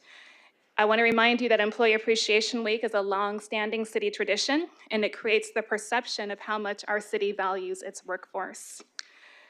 As I conclude my request, I want to remind you the HR department is here to help the city grow effectively, run efficiently, and deliver services to residents expeditiously. Are there any questions? And before we go to questions, if you'll give an update on the compensation study that clearly myself and Emily have to consider among the $46 million request and union requests that are pending. Yes, I will share that update Just from memory. a brief kind of Yes. advertisement about what happened, where we are. I mean, you've presented it to us already, so if you'll Yes, just. we have. You'll recall we did engage everyone back in November of 2023. We are at the very end of the study. There are just a few minor things to clean up. We've looked at all non-union, non-uniform positions, as well as our AFSCME positions. We've partnered closely with our Chief Financial Officer to factor in what we may possibly be able to do for the 2025 budget. As it stands right now, from memory, I believe it would take about $800,000 to increase salaries of employees who are currently below market. And then if we look at moving people based on where they should be, based on their years of service, that's another bucket of funds. We will be presenting a recommendation to the mayor for his consideration for phasing out an approach. We'll have to find the money to fund it. Any other questions? Could you repeat that dollar amount you said that we're? 800,000. 800,000. And so, and everyone, when you see different budgets, there's always bands in each department that you can go through. And so essentially this is way in the details that it's not a city board function to know this, but I'm gonna go in some brief details. There are bands. Many times we are hiring individuals, and when we hire them in their range, they never are at the midpoint. Everybody hear me? They're never at the midpoint. And so, which sometimes they get to the midpoint over years, sometimes they don't, because of performance they do and some other folks don't. It's a chess game that department directors have to manage. It's apples and oranges on departments. Susan may be able to do certain things that Sheridan can't do, or Public Works can do certain things that the police department can't do, or vice versa. So I say that standpoint. So essentially, what these individuals have come back to tell us and said, hey, you need to factor in so many words, we're fine with where we are. We just got to pay our employees above the midpoint. They really aren't asking us to change the current bands that HR has presented to us along with finance. But to go above, we essentially, absent from a 2%, we generally, over, at least since I've been here, I don't think we've given non-union employees more than 2.5% since I've been here in 2019, 2020, 21, 22. So absent from that, essentially what we would need to do is take those who aren't at midpoint to midpoint, and then those who are at midpoint create a equity to take into account for those who went from the lower level to the midpoint. Those who are at midpoint, take them up a notch. All that being said, that's a lot of detail. It takes $800,000. We need a budget, just give everyone, it's not even a raise. I want to be clear. It's just taking them up to industry standard, because the people we just paid said cities who are like us. And I want to always caution us, we are not North Little Rock. We got 2,500 employees. We are not Bentonville. We got more employees. Our budgets are different. They are looking at our size to other cities and other areas that may have greater population, but we got the same issues and problems. Again, we are the largest city in a small state that the city of Houston is larger than the state of Arkansas. So we needed to get us to industry standard. We need to cut a check for non-union employees for $800,000, which has nothing to do with the COLA. And on top of that is the additional money. I don't know if we're there, because we just talked about $46 million of needs that we have. But I just want to make sure you all know that that's the kind of math that we're all looking at right now, because we just paid for a compensation study, and they basically told us, your system is fine, you just need to get everybody at least to the midpoint. That's all. And Mayor, with the $46 million number, that does not include union requests, right? Just want to. That does not include union requests. Union. So essentially, does not include union requests. And again, we got to remember, fire makeup, we got 2,500, roughly 2,500 employees. When you add fire and police, roughly 1,200 of that, 1,250 of that 2,500 are police and fire. We do not give police and fire a COLA increase. That's negotiated in your union. So case in point, police officers last year, when you add it all up based off if you were here 15 years or not, there are some police officers that got 9%. If you were here 15 years, we had police officers, if you've been here at least 15 years, you got a 9% raise. If you weren't here 15 years, you got about a 7.9% raise. 7.5, I can't remember. We had our team members who are not union employees last year only got 2%. Again, we love our police and fire. They're number one. Our budget priorities show that. But we have to show you the equity with our team members, and we're talking about the homeless engagement officers we just spent a lot of time on. We're talking about the code enforcement officers. We're going to pay our police and fire. But to get to standard, we need to cut a check for $800,000. I'm not saying we're going to do that today, but we need a plan for that for the next 2 years. Vice Mayor Webb. Everybody lit up now. Yeah. No, that's why we had these meetings. I'm glad we're Director Hines.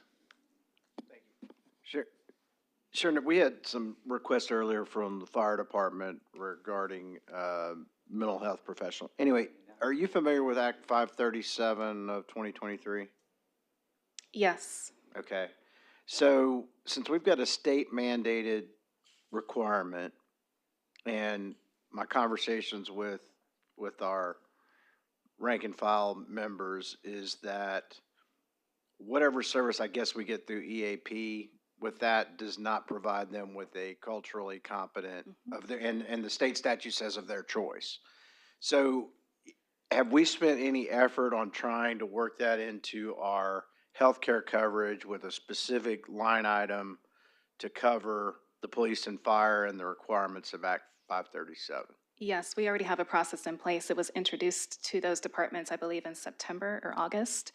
The act says the city has to cover the expense up to what we typically pay under our insurance coverage, if you will. We have a reporting mechanism for both departments to utilize, and the city has to cover that expense. They did mention the EAP concern, and so we are aware of that. Okay, well, and because we've got them up here saying we need our own mental health professional, and I get the need for it, but it seems to me like we should be able to work out a funding mechanism where our insurance covers that. And it does. Okay, Well, it does for those who are on the insurance plan. Not all of our first responders are on our medical plan. okay, I see what you're saying. But, so even if they're not on our medical plan, they're still covered, correct? By the act, that's By correct. the act, okay. So we provide that funding? Yes. Okay. So, all right, I'm trying to figure out which pot of money, why fire's being forced to add to their budget when we've got an HR requirement from a state level that either our insurance or something, that's the I'm not saying they don't need it and I won't support it, but it seems to me that we're taking the money out of or forcing them to increase their budget in the wrong spot. When we know we've got to have those professionals on call, I'm just trying to figure out how we get that covered. And we've got a big enough stick with our insurer to do it. And if we ever go to a self-insured plan, it's not an issue. We can just mandate that that's part of the coverage. So anyway, all right. I just wanted to make sure we're covering that ground because I said it's been brought up before, but it's never really come to fruition. Thank you. Thank you, Director Hines. Are there any other questions? Director Miller? Thank you, Director Phillips. Director Richardson, I don't even know if this question is applicable for you. Maybe it was for the city attorney, and I've heard some other things, but I'm curious as it relates to people that have a medical marijuana card. What are our policies as it relates to that? Because we test people, I mean, I covered HIPAA, does that, I mean, if a police officer goes home, if somebody gets tested or a bus or a driver on Public Works, I mean, do we have policies in place to deal with that? Do we track that, some type of software, or is that just HIPAA related? I'm just curious because, again, I know we test, we do things, but if people are approved for that medical marijuana, how do we balance that when you're testing people and people trying to get a job? It's a complex question. We are a drug-free workplace. First and foremost. And if you're in a safety-sensitive position, you are drug tested before you are able to start the role. You have to have a clear drug test. And then you are also part of our random drug testing. And then if you are a commercial driver's license, there are Department of Transportation standards we have to abide by. It is my understanding anyone in a safety-sensitive position should not be using marijuana. So even if someone has approved for a card, medical marijuana, Yes. it's still something that they can't have in their system. With the current city's policy, yes. Now, I will tell you that our risk manager did have a conversation with me last week recommending that we have the city attorney review that policy.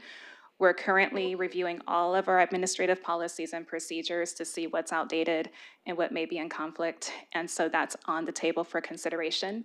But at this moment, I would not feel comfortable having that in a safety-sensitive position. You're welcome. Are there any other questions? Director Phillips and Director Computers. Thank you, Director Richards. First, wanted to commend you. I love a good alliteration, efficient, effective, and expeditious. Thank you. So I did notice that. My question is that the conversation you and the mayor had about the 800,000. Yes. I know you said that may not be a question for today, but tomorrow happens quicker than we think. Do I understand? Because we have to do this at my job, where we increase some associates, and as a result, the current associates have to get an additional bump. Yes. Because that's just equity, right? And I know you said you don't know what that second bump, we don't know what that number is yet. Did I understand that correctly? Correct. But do I understand you, or your position is, if we do the $800,000 correction, we need to do the other thing at the same time, correct? That would be my recommendation, or shortly following. One thing that's different with the compensation study is historically the city has looked at positions within respective departments. And so if Public Works had an administrative assistant that they were having under review, we didn't compare it to administrative assistants in other departments. The new philosophy is going to be we look at all like positions at any given time for equity. And so we're looking to make sure if we're raising you, we're raising like positions at the same time. Okay. That's going to be a culture shift. Yeah, and that will be a bigger number, right? Yes. Okay. But the 800,000 takes that into consideration. Okay, all right. That's what I wanted to make sure that we're clear that if we can't do one without really doing the other. These are, Yes. they go hand in hand. That's right. Okay. Thank you for calling Understood. that out. Yeah, thank you. Were there any other questions? Director Capers. Yes, this is really for you and the mayor. Under your justification for the $60,000, is the expectation of the HR director being a greater presence in the community. And my thought is that it ought to be the opposite. We ought to be internal and not in the community because we're dealing with employees. So tell me why we need to have you in the community more when my expectations is that you're dealing with the 3,000 employees we have not being out in the community. Yes. Thank you, Dr. Comparis, or Director Comparis. I'm trying to think of how to answer your question without expecting anyone to be an HR expert. But if I'm honest with you, the condition of our department when I started working here is from the 1990s. It functioned as a personnel department, very transactional. HR of the year 2024 and going forward is in the community. I'm supposed to be the chief salesperson for employment with the city of Little Rock. I'm supposed to put the city of Little Rock on the map as a best place to work. And in order to do that, I have to have relationships with local colleges, universities, and different agencies in the community around the state of Arkansas. That requires me to get out of my office. And that has been a culture shift I've implemented in my department. I frankly already started doing it, but I want to make sure I'm able to do that and make sure the operation is running effectively. That is what a true HR department should be doing. Thank you for your answer. You're welcome. All right, seeing no other questions, thank you so much. Thank you. I like that you'll text that to me, that what you said at the beginning, expeditiously, all that. I like that. We'll now go to finance. Mr. Sarpy, you don't have to go downstairs if you don't want to. All right, we'll go ahead and get started, and we'll jump right to the requests. So we have 4 main requests this year. A lot of them have to do with training and ensuring our staff have the skill level, not just finance department staff, but staff across the organization. So the first request up you got here is $10,000 for supplies to put on both internal and external training. One of the things that the department recently did was our procurement day, which went over really well. We had over 50 businesses there, including all of our Build and Emprende were invited to come, as well as other vendors from across the state and the nation. It was really well received by the departments, by the vendors. Most of them said they would love to come back and do it again. So this would help support those types of efforts, as well as working with local businesses, small businesses, to train them on how they could, work with the city, work with other jurisdictions, our partner agencies. So when we did that procurement day, we made sure we invited all of our component units, as well as other organizations within the Little Rock metro area, because we wanted the vendors to get value out of it, but also for the other organizations to get value out of meeting these vendors that they may not have worked with before. All right, the second request is for professional development for our team, so that they can attend conferences and trainings across the country to get best practices to help ensure effective procurement technology, procurement usage, reduce costs, find ways to save funds for the city, make those connections with vendors from across the country. All right, this one would add an additional Build Academy program and use that funding for a second one. So instead of one just in the spring, we'd have one in the fall as well. And then last but not least, so moving it from the Office of Executive Administration, which has previously been this budget request, for grant match, we're moving into finance since grants team is in finance.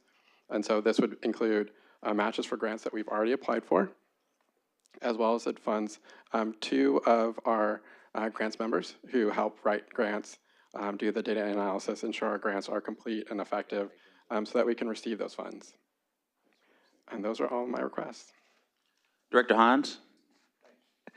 Nick, where are we on our ERP project? And So we are currently in the evaluation stage of our RFP. So the RFP went out in, so we did RFP, not RFQ? correct. The RFP, so we did a joint for both professional services and the software application as one RFP. So they submitted, a vendor could submit just an software if they wanted to, or they could submit the software plus professional services to implement said software. But, and I guess the qualification is if we do it as an RFP, we're required to accept the lowest responsive bidder, are we not? No, it's based off our scoring and evaluation of their responses that are provided to us. So we have a set criteria where pricing is a small portion of it. So if we have, say we have 2 vendors that submitted the same product, which we do, and their scores are basically the same, but one's $500,000 cheaper than another, then that would be the deciding factor, assuming all scores and everything was the same. Okay. I was just curious because normally on technical stuff like this, we give ourselves a little more runway to do an RFQ versus RFP on stuff like this. So that's fine. The other question I had was on our procurement, and this goes, there's, I've had some talk and grousing that is procurement the best play. Should procurement be in finance and not under fleet or another department that generally does, the contracts, that type of stuff? And so in your experience coming up, what's your experience when you were at Waco and other cities you've worked at where the procurement? So procurement's been all over the place. So of the And that's the reason I'm asking. 4 different cities I've worked at, it's been in finance, ended up in finance in 3 of them. So surprise, it was in finance. In Kansas City, it was in a different department called General Services. In Waco, it was in a General Services department. When that director left, I took it. So it ended up in finance. I think it's most appropriate in finance because procurement works a lot with AP. And so that relationship needs to be solid and effective. But also, procurement works a lot with budget. And so those interactions are very important to ensuring, one, we're procuring goods and services when we need to, right? Budget can tell procurement, we gave funding for this, you should be on the lookout for this. Yes, departments should do that, but that gives them another resource. But they also can find out what the budget is, look at what the resources available are. And so those interactions are key components of making sure finance operates the way it should be. Okay, thanks. Appreciate the candor. Director Phillips? Thank you, Mayor, and thank you, Nick. My question is a little different. At the front of the packet we received a couple weeks ago, there was a background section about our sales tax revenue being below budget for this year. As y'all get ready to prepare the actual document for us to approve, what's your projections or thoughts? I know we usually are pretty conservative because we don't want to overpromise, but in light of the fact that the sales tax has not met what we thought, how does it affect your projections for 2025? So we take a lot of different factors into consideration. We take the state of the economy, consumers' confidence, how things are going. We also look at what the state is projecting as well for their fiscal year. And so we take all those. And so basically what we've come to the point of right now, we're at like a less than 1% increase in sales tax from the 24 budget to 25. That factors in growth in costs, other things. And so it's a very, very flat-ish budget. Okay. Director Hines? Yeah, and Director Phillips, as I was looking at that info, we have to remember our data lags 60 days, and we generally get about 60%. We get I don't know the exact number, Nick, but it's a pretty substantial kick for November, December, the last quarter of the year, which we won't have the December numbers until February. So when I looked at it, if you look at the last tax proceeds we got about 2 weeks ago, we're under budget by about 1.2 million, but we're only off from last year's collections by about 600,000. And it's kind of hard to tell. I know that some of the times when we have a negative, you look, there's a couple months where we were negative 600,000. If you go back to the year before, we had some anomalies where Department of Finance told us to hold the revenue. But I think if I remember the tax law right, companies have up to 18 months to claim a credit back on their sales tax for business expenses over $2,500. And that's where you see some it's hard to tell because we've got our eyes, but that's usually why you see deficits. And based on, and one of the other things Nick didn't talk about is inflation's probably been the biggest driver in our tax proceeds going through the roof. The rate of inflation has flattened out. It's still above targets for the Fed, but I think that's a pretty good forecast of less than 1% for next year. Just my little stuff I track when I'm looking at projecting our revenues for our company and stuff when we're doing it. It seems to fit, and I think we're probably going to end up the year probably right on budget, but we won't, we're not going to know till, we'll get a couple more months. We'll get November's data and December's data. We'll have a good idea when we end the year, but just remembering that the two biggest months for collections will come in on January and February. Yeah, and I appreciate that, Director Hines, that context. But what if I'm hearing you say that when we actually get the number, it's going to be essentially flat, what you think the year-over-year projection for 25 will be? Correct. It'll be less than 1%. Yep. Yeah. Okay. All right. And I do appreciate that context because when you look at numbers at a certain time of the year, it can be a little misleading based on when the money comes in. So thank you, Nick. Thank you, Mayor. Vice Mayor Webb. Thank you, Mayor Scott. And kind of to that point, can we start getting presentations again at budget meetings? I mean, at board meetings like we got in previous years that kept us up to date on that and that would remind us of what we're looking at and to help us stay in contact? Absolutely. So, and what the packet I think Ashley sent to you last week or this week, Yeah. it included the presentation. So I modeled it after, for the most part, the last time they were done 3 years ago. Yeah. It's been a while. It has been. But yeah, we're more than happy to do that. All right, we'll now go to the zoo.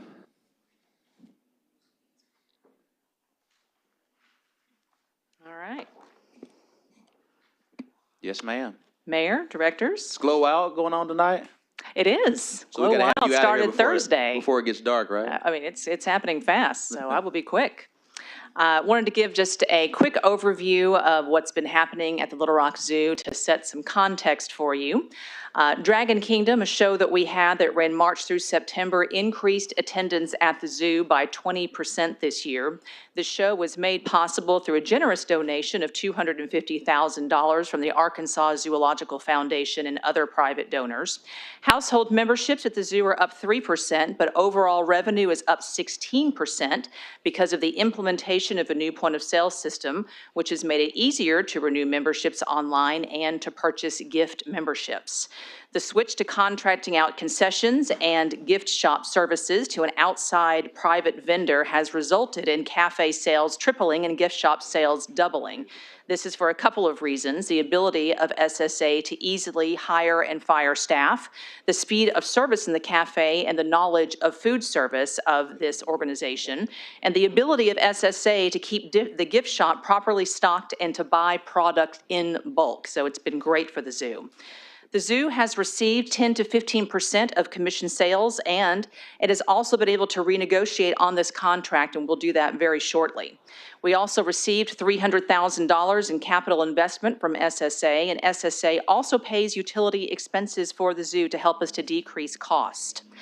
Also, too, unseasonably warmer and drier weather this year, coupled with the introduction of the new show that we had, has shown us that we can greatly benefit from increases in our new branding and marketing campaigns that we have launched this year.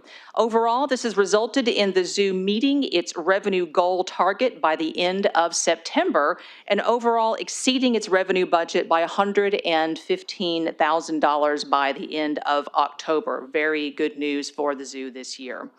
The Zoo Foundation has also been successful in raising more than $500,000 to date and has given nearly $500,000 to the zoo this year for the following: the Dragon Kingdom show, as I mentioned earlier, a new amphibian habitat that will be opening at the beginning of next year, also contributing to staff travel and professional development, to new hospital equipment for our veterinary hospital, for housing for our summer intern program, and for also funding for conservation projects and for staff conservation travel. We actually have 2 staff members right now that are on their way to Sri Lanka and to Indonesia to help with the conservation travel program, thanks to generous donations from private donors. However, the zoo's financial needs are large. Old facilities and outdated exhibits are in need of extreme repair. The zoo is in need of additional resources for contracts and supplies, and the cost of operating an accredited zoo has increased, and we are in need of more personnel to continue to operate a professional organization, not unlike any other of our departments. So let's take a look at our budget request. I do want to point out, I think that you all probably know, you've heard me speak many times before, that we do have great needs for the zoo because of an aging facility, and those needs are in the millions. But what you see in front of you is a much more modest request for the budget year, and so we're going to take that into consideration. The first line item is a personnel line item request, and it is for 2 personnel that we'd like to see placed back into our budget model. These are 2 personnel that for some reason were taken out of our personnel model, and we desperately need those 2 personnel placed back in. Now, one thing that I do want to point out is that if you can't do anything, what we really want to see happen is for 1 individual to be placed back into the model. That will be at the cost of $50,362. So if you subtract that out of that total, that's what we really need to see happen more than anything, and that is for a landscape contract worker. So I want to just quickly move to our personnel model to explain what has happened, because it took me a little bit to unpack exactly what happened with the zoo's personnel model this year, because it is a little bit confusing. From last year, when we were moving from the 2023 into the 2024 year and moving into the new budget, the zoo had what we thought was 64 positions in our personnel model. That's what you all saw when you got that budget presentation. But the reality was the zoo had 66 positions and not 64. In that process, what was going on is that the zoo had already been approved for a new associate veterinarian position that was not reflected on the model. In addition to that, the zoo also had another position that is currently being funded from grant funds, not operation funds. And that is a fund for a new community position, a community partnership model position. It's not funded by operations funds. That was also not reflected in the personnel model that you saw that was moving from 2023 into the 2024 model. So with 64 positions, we also had a position for a cafe supervisor at that time because we were operating the cafe. As I mentioned before, we then moved to now privatizing the cafe, so that position was no longer needed.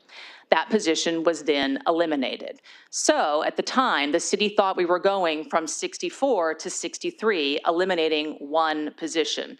What you see now in front of you for our current position, or the current model, is a total of 63 positions, when in reality it should be 65.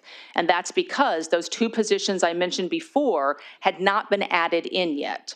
However, what happened, at some point, those 2 positions were added into the model, but somewhere, somehow, it had to be balanced out that 2 positions had to be taken out. One of the positions that got taken out was the zoo landscape worker, but there is a person in that position.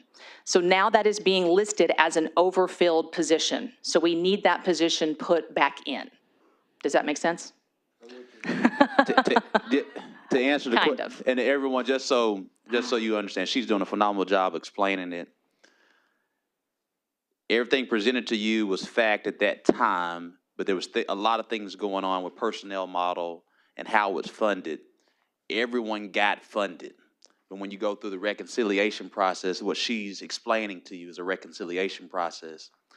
All that being said, we need to clean up the overfill that shows, even though that person was already in position being paid, from a financial standpoint, we need to reconcile by adding it back into the budget, which we'll do. And just to be quite candid, at that point in time, we had 2 or 3 different interim CFOs throughout the process when our long-term CFO that we definitely miss, and Sarah Linehan, and she's probably watching as a retiree. We love you, Sarah. And definitely grateful that we have someone of Nick's caliber as Yes, well. And absolutely. so essentially, This was definitely not when Nick was here. yeah, it got exactly. Yes, that's a good way of saying I'm it. just being very transparent. The person was getting paid. It didn't get reconciled correctly. By the time it reconciled, it now shows in the way to keep it clean for our auditors. We have to show an overfill, and now we got to put it back. We have to put something back into the budget that was already in the budget being paid by a different way. That's it. Thank you, Mayor. It's a great way of saying it. The other position that we also should put back in is a vacant position, but it is a position that we also do need to fill, and that is a general curator position. That is a position we have not filled because my assistant director, Fran, has been filling that position, but Fran would like to retire eventually. So we will eventually have to hire a general curator position, and we will eventually one day have to replace Fran. And the Association of Zoos and Aquariums, our accrediting organization, has highly recommended that we go ahead and hire the general curator position. This is a position that we have had as a vacant position on the personnel model books for years. And we do need to put that back in so that we can prepare to hire that position at some point. If we're talking about budget and when we want to hire it, it does not have to be hired immediately, but it is something that we do need to start looking at for preparation of hiring that in the future. So that's something that we have to take into consideration. And so let me just simplify it. She went from a position to a new position. That position got taken out, but we still need to have a curator. We just so happen to have someone in the assistant director position that's also a curator. That can do both. And that curator is going to have to retire. And so many times, there's something else you guys just don't see from a management function. We'll know that someone in public works at a high level is going to retire. They will send myself and Emily and say, hey, we need to overfill a position. We need to go ahead and start hiring for this position now, knowing this person's going to retire, so there's not any gap and things don't get lost in the shuffle in that process. And so that's why we have to plan when you have one of the things about the city, while as much as I want the city to operate like a business, Director Hines, we can't, it's hard for us to plan for retirements because most times we have individuals who are blessed to be here 20, 30, 40 years. And so when they leave, we all get accustomed, and that's the reason why since Sheridan's been here, she's been harping on, we gotta focus on succession planning because we got so many team members who know many different things and know where all the bodies are buried and all the skeletons, and I probably shouldn't say bodies are buried, but they know a lot. And we gotta get that out of them before we leave. Hence the reason why we had someone retired as a CFO that at least for 9 months was still helping us with the budget. So that's the blessing of the city when you have people who want to be here that 30 or 40 years long, but we also got to find the money to do succession planning. All that being said, everything that Susan's asking for, because we know it got lost in the shuffle, it'll be self-corrected in this budget. Thank you, Mayor. One thing I do want to point out, too, is that the one grant-funded position, we've typically not put grant-funded or special project-funded positions in the personnel models because they are not operations-funded. So if you took that out right now, we would still have room to put the general curator position back in, and that should be relatively budget neutral. So that is a consideration we need to take a look at as well, is that could happen immediately. So that's something I think we also need to look at, is why that grant-funded / special project-funded position was placed back into the personnel model and then others removed. So that's another thing I think needs to be looked at as well. So just wanted to also point that out too. Moving on to some of our other requests, and this would be a brand new position, funding allowing. We do have a need for a new reptile keeper. This would be because we are adding some new exhibits, a new Komodo dragon exhibit, as well as new amphibian exhibits. We do have a desire to add some additional staffing in this area because we are bringing on some new exhibits, and that would be very helpful. And then also, too, we have some other line items for additional funding for building maintenance, exhibit maintenance, and then also lab, chemical, and medical. Just like every other department, we have seen costs increase over the past couple of years, and this helps to supplement those costs. What I will say is that this gets us through another year. So we're looking at the request here, what gets the zoo through another year. I'm happy to take any questions. All right, Vice Mayor Webb. It's not really a question, and thank you, Susan. And just to reiterate, in case anybody missed it, when Susan said it took a while to unpack this, to figure out what happened, we have been talking about this at least the last 3 to 4 zoo board meetings. And so I hope that we fix it like you said we were going to. No, yeah, it's fixed. It'll be addressed in the budget.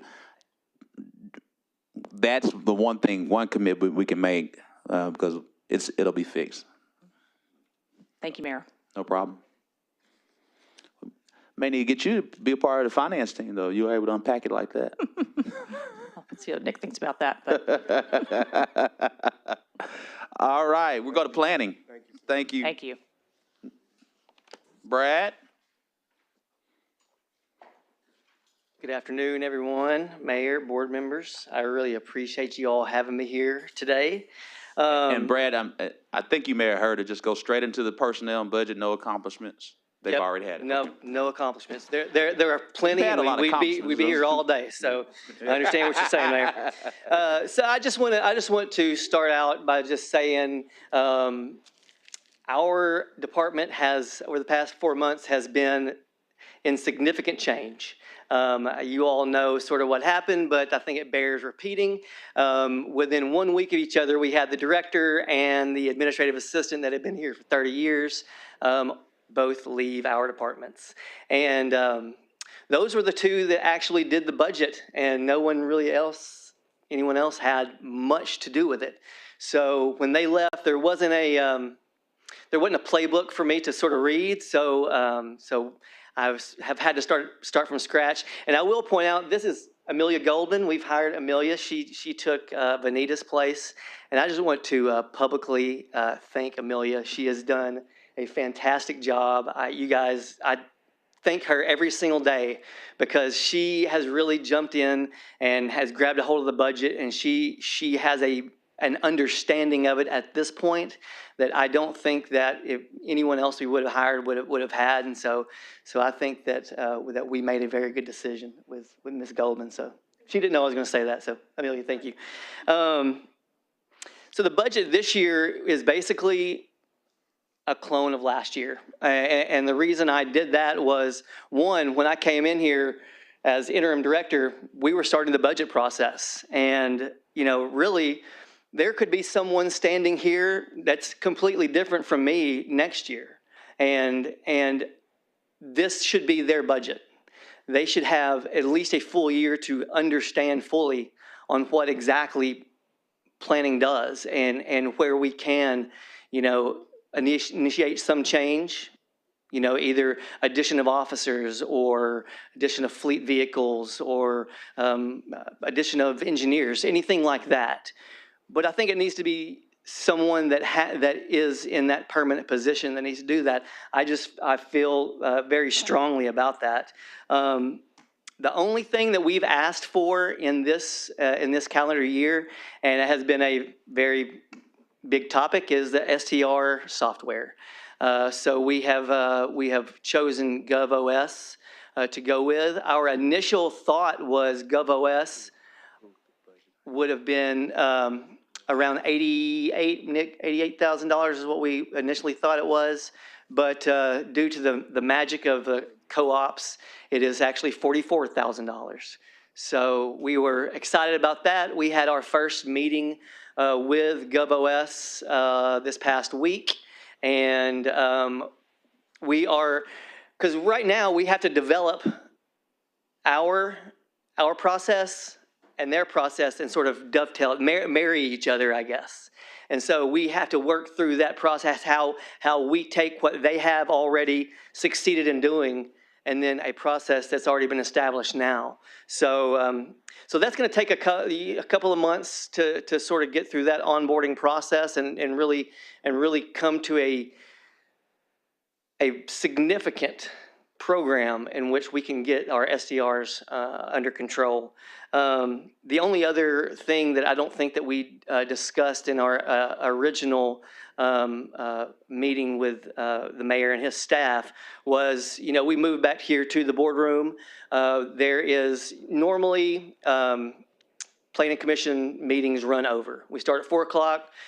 We did on average, over the past 13 months, we usually run over on the average of 2 hours. So we're going to have to supplement the security guard position for the overage for that time. So we came up with 1.83 as average, so round that up to about 2. So you're talking about 24 hours worth of payment that we would be responsible for the security guard that may. 12 months times 2 hours, Yeah. 6 months. Yeah. Yes, sir. Okay. And with that, I will take any questions that you all have from me. Any questions? And also, just for members of the board, I'll answer a question that could be asked. It's our desire to appoint a permanent planning director between now and first quarter of next year. We've already started the application process, so we're going through those applications through that process. So it'll be between now and first quarter of 2025. Director Computers, you weren't here when we discussed this. I shared that I would present to the city board a permanent city manager under consideration for the city board by the end of this year. You had stepped out, so I just want to make sure and just kind of regurgitate that back. Director Adcock? Yes, I noticed that you talked Restate instead of regurgitate. Both same. Regurgitate is like I'm coughing it back up, but. Restate sounds better. I noticed that you had mentioned quite a bit about Reiterate. the STRs, but nothing about the group homes. And I see that as a big problem in our community too. So are you going to have any special focus on that? I think that it has been shown over the past year that there needs to be more of a focus on that. There's some legal issues that obviously come up when you talk about group homes. There has been even some discussion of, boarding houses that maybe, workers will come in and live in a house, and how do you treat those, those issues? So I think that certainly the STRs and the group homes over the past year have been a major focus for planning. The STRs are an easier concept to wrap our head around as far as getting that under control. I think working with the city attorney's office and understanding how many group homes we have here in the city and getting that information out to the public, so we're not playing catch up on the back end. Okay, thank you. Thank you, Director Adcock. Director Phillips. Thank you, Mayor. Brad, thank you, and thank you for stepping in midway through the year. I think you've done a great job. I still get a lot of calls from small business owners about how long it takes to go through the planning process. If you had a magic wand, is there equipment, is there something out there that could expedite the process, or are we just kind of where we are? Well, I think Director Phillips, we are where we are. We work on a 2-month cycle, but basically we're doing reviews on 2 agendas at the same time. So within that 2-month process, that allows our staff time enough to review everything, get all the documents in order, send it through the process, get everyone's comments, build our agenda, and then also at the same time be working from step 1 on another agenda. Yeah. So we're working on 2 months at the same time. If I had a magic wand, I would. I would expedite the process, but as of right now, as I see it, I don't see how we do that. But certainly, I think that the goal for our department going forward is to be more expeditious, is to be more transparent, and is to be better tomorrow than we were yesterday. Yeah. I know, I guess a year or so ago, we kind of started pushing the online application. Has that been helpful? We are still working through that process, Okay. and we have everything, all of our applications online, and that has been incredibly helpful. Okay. I mean, because used to, people would have to come into our office and, get paper copy. They still do that, and we encourage that and welcome that. But if they can get those, and people will call me all the time, like, hey, where can I find this? And it's easily accessible on our website. Point them right to it. Our instruction sheet is right there. We can walk it through them on the phone as they sit there and look at it on their phone, tablet, computer, whatever. So that has helped out a lot. We have, this past year, we actually had a group of part-time individuals working on scanning all of our Z files into Laserfish, and they got those all done. So we don't have any more file cabinets full of Z files anymore. Those are all on Laserfish. Those can all be accessed through our planning viewer. So we're really proud of that. So that actually makes a lot more room in our office. Yep. Okay. I just wanted to make sure when I get the questions, I have the right information. Thank you. Yep. Director Hines. Share with you, I'm glad to hear you say that we've got room for improvement, because I hear the same things that Director Phillips has. I think probably the focus is we launched that online portal without, I don't know that I've heard that we're listening to our customers on that issue.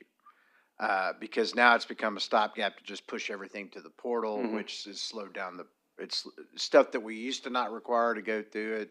Anyway, I would challenge you and your staff in the interim to have some the folks you guys regulate and work with on a regular basis, ask them what they think. Because I think this was really driven from a finance and IT level, what staff needed, and not how it really interfaced with our customers that we deal. And I sent you a quote that I sent to a few folks, and it's let me find it. It's John Mackey, who built Whole Foods. A warning regarding the difference between ideals and reality. He said, if you just want to have your ideals, you can have them, but you may not have a business. And this can apply to government. You want to engage with the market. You can try to influence the market. You can try to educate the market. But at the end of the day, they vote every day with their pocketbooks for exactly what they want. And if you're not prepared to serve them what they want, they're going to find somewhere else, and your business may end up failing. And this is very applicable, because if we are the hardest place to do development and it takes longer than our surrounding communities, those developers and those builders will go to the other communities. And I thought it was really apropos to a lot of stuff we do in government. And he kind of sums it up. He said, there's that tension between your ideals and reality. You have to mediate between them.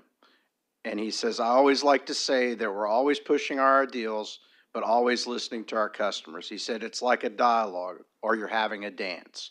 And if you don't dance with your partner's going to dance away from you, and you got to meet them where you find them. So I thought it was real apropos to a lot of things we've seen in our political environment, the denial of our sales tax and a lot of that stuff. And I think that's what we've got to get. We've got to get customer focused. Yes, sir. I appreciate that, Director Hines. And I'm glad that you referenced it being a dance. I actually said that to someone the other day. They said there's always tension between the developers and planning. I was like, let's don't think of it like that. Let's think of it as a dance. It's give, receive. It's like that. So I don't think of what we do as should be tension. And certainly I want to listen to all of our developers, and I want to listen to anyone that has any suggestions how we can do business better. Because at the end of the day, I want our department to be better, but with that, it makes the city better. I want the city to be better. And I know we can, we deserve it. Absolutely. All right. Thank you so much, Brad. Thank you. We'll now go Ms. Juana for 911 emergency communications. You still send your monthly update, right? Yes, To the sir. city board? I thought so. And we're pretty close to industry average, right? Pretty close. All right. And full staffing. Yeah. That kind of helps it, right? Is that what you're gonna tell me? Good afternoon, everyone. Start with the personnel model. Right now, the department is authorized for 65 members. There is a breakdown that you see before you of everyone in those positions. Right now, that was just a reference to the monthly report. We have 51 of those full-time positions already filled. 14 vacancies in the department, 12 of those vacancies are in operations. We are also on schedule to having another new hire training academy. We have one going on currently. That'll be this next week will be their last week in the classroom. They'll be transitioning to the floor. We have a new academy beginning in December. So with hopes to fill those 12 vacancies in December.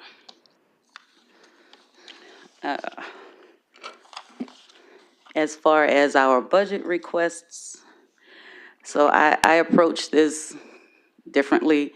Finance requested your top 5 items. I approach this in a way of how we can get all we need in the department without just listing 5 separate things. So I made 5 categories. The first being software and hardware reoccurring maintenance. We have a desperate need to upgrade our radio backup system. It was initially proposed with 2 options. Option 1 obviously being obsolete now that the sales tax didn't pass. So I have already spoken to both Chief Helton and Chief Hubbard in an option of sharing this expense with both of them, since this radio system pretty much caters to them. Right now, we don't have an adequate backup radio system for police. So in the event of our radios going down, we have to subject ourselves to a very antiquated way of doing business with probably telephones or something of that nature. It's not effective right now, and this system has not been updated in probably 20 years. So that's a major need.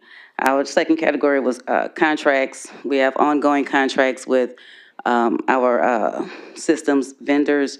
We have land rental for our radio towers, grounds services and janitorial services are all contracted with our department. So that total that's being requested includes those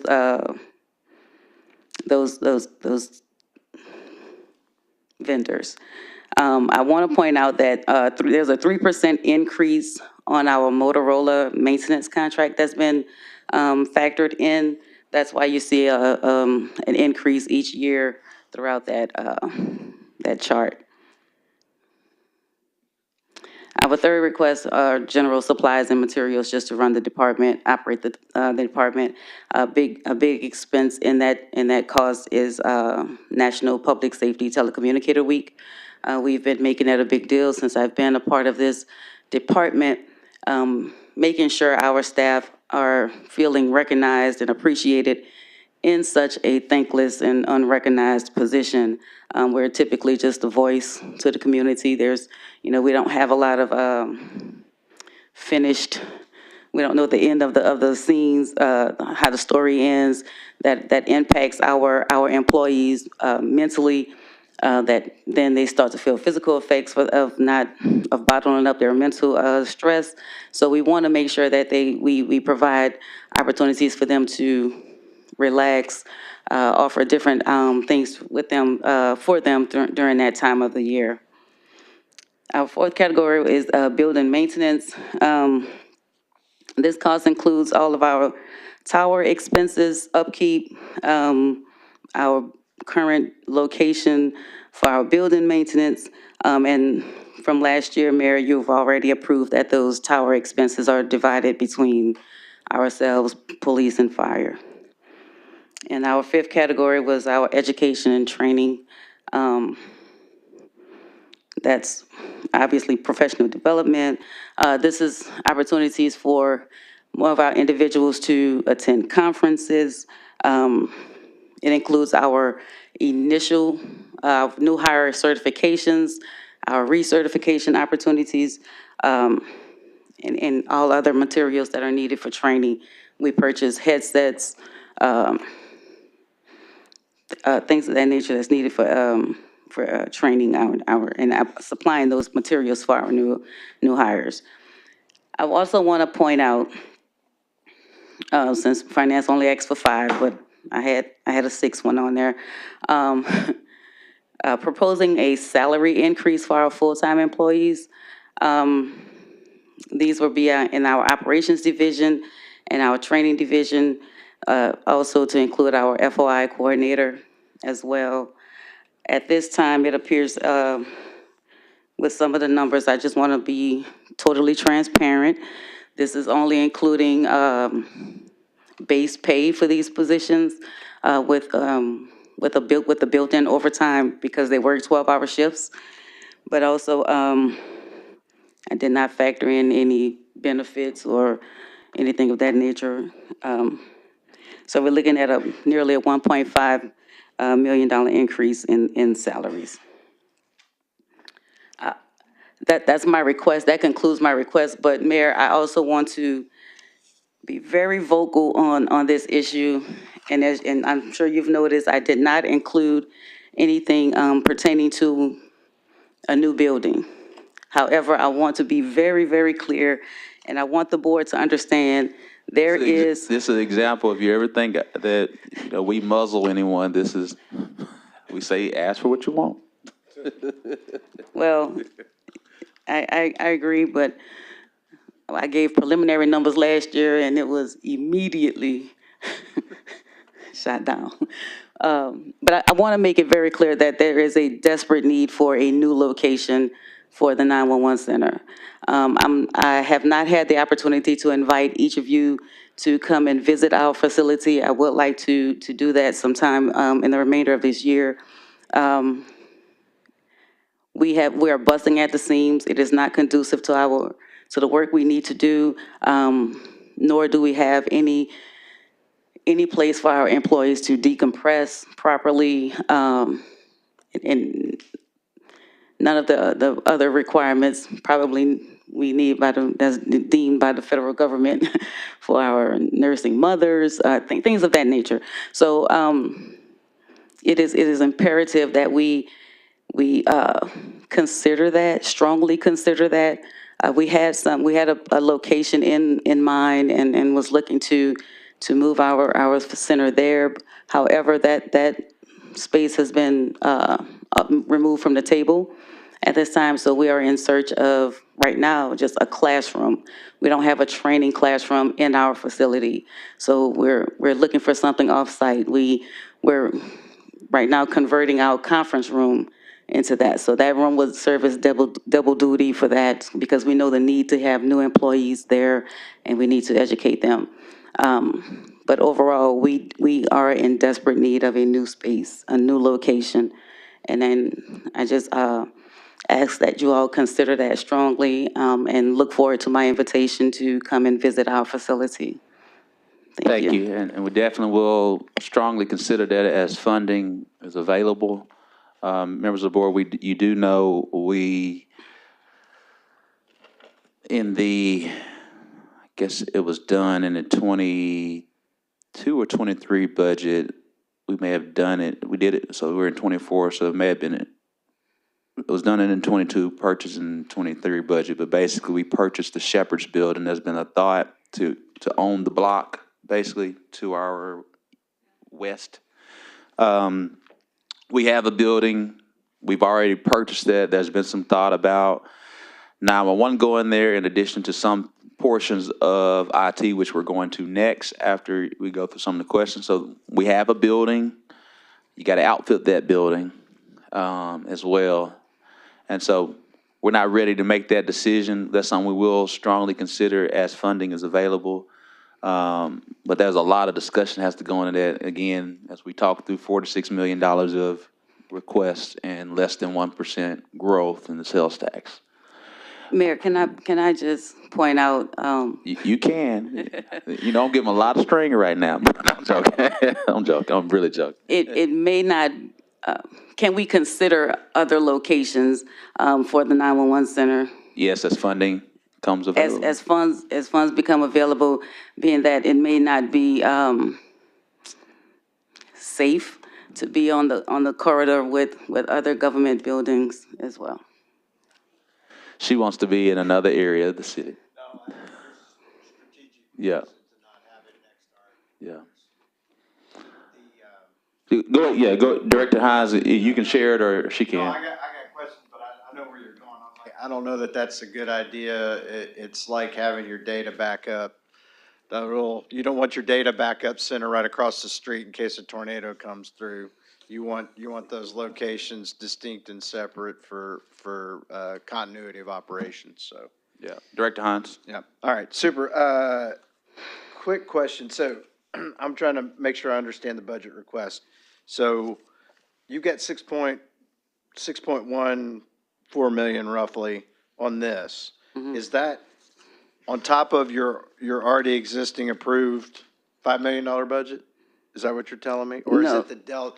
It's an addition. It's a difference, so Yes. it's $1.1 million, $1.2 million additional is what you're asking for? Yes. Okay. I was confused, 'cause I was like going, surely it's gotta be the difference, so, all right. The other question is, and you may not be able to answer it, but when you talk about our backup system, when I first got on the board and we approved the first sales tax, we spent $10 or $12 million on a new communication system. Did that not include the backup system? And that I don't know who has the institutional knowledge to answer that. But I'm kind of curious that I thought I'm speaking specifically about the radio.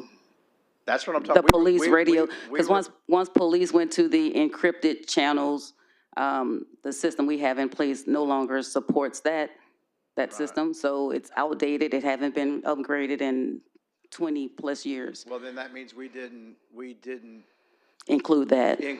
That's because, when we get told we're replacing the emergency communication system, Yeah, I would have made the assumption that it meant everything, because we spent $10 or $12 million. It was new towers, new equipment. Anyway, so that's that question. I could. We can find out. It's a question. We just, obviously we didn't replace it. Yeah, I was going to answer it. I'm going to say this best way. We will find you the answer, but the answer is what you just shared. It didn't get done. Yeah. And not to say, I'm saying it was before me, and Emily wasn't in any of the positions she's been in. We can get you that answer, but it did not get done. No, that's fine. And that's fine. That I was a little shocked. can we not flip over to the AWIN, the state AWIN system? Always thought that was our ultimate emergency backup based on what MEMS does with theirs. Yes, that, Okay. yeah, Is that that what you're works. talking about? It is cumbersome and it's Yes, small bandwidth. yes. But we do have that. That's the backup system. Yeah, we have yes, that is in place. It's the radios themselves. Okay. That's, Gotcha. that's in our supply room, radio room. Okay, That needs to they be. don't talk to our new radio, so Yes. that's, okay, all right, that's cool. And, you know, I don't know if we talked about new facility, I don't know if you were talking about a ground-up build, but in downtown Little Rock, we've got quite the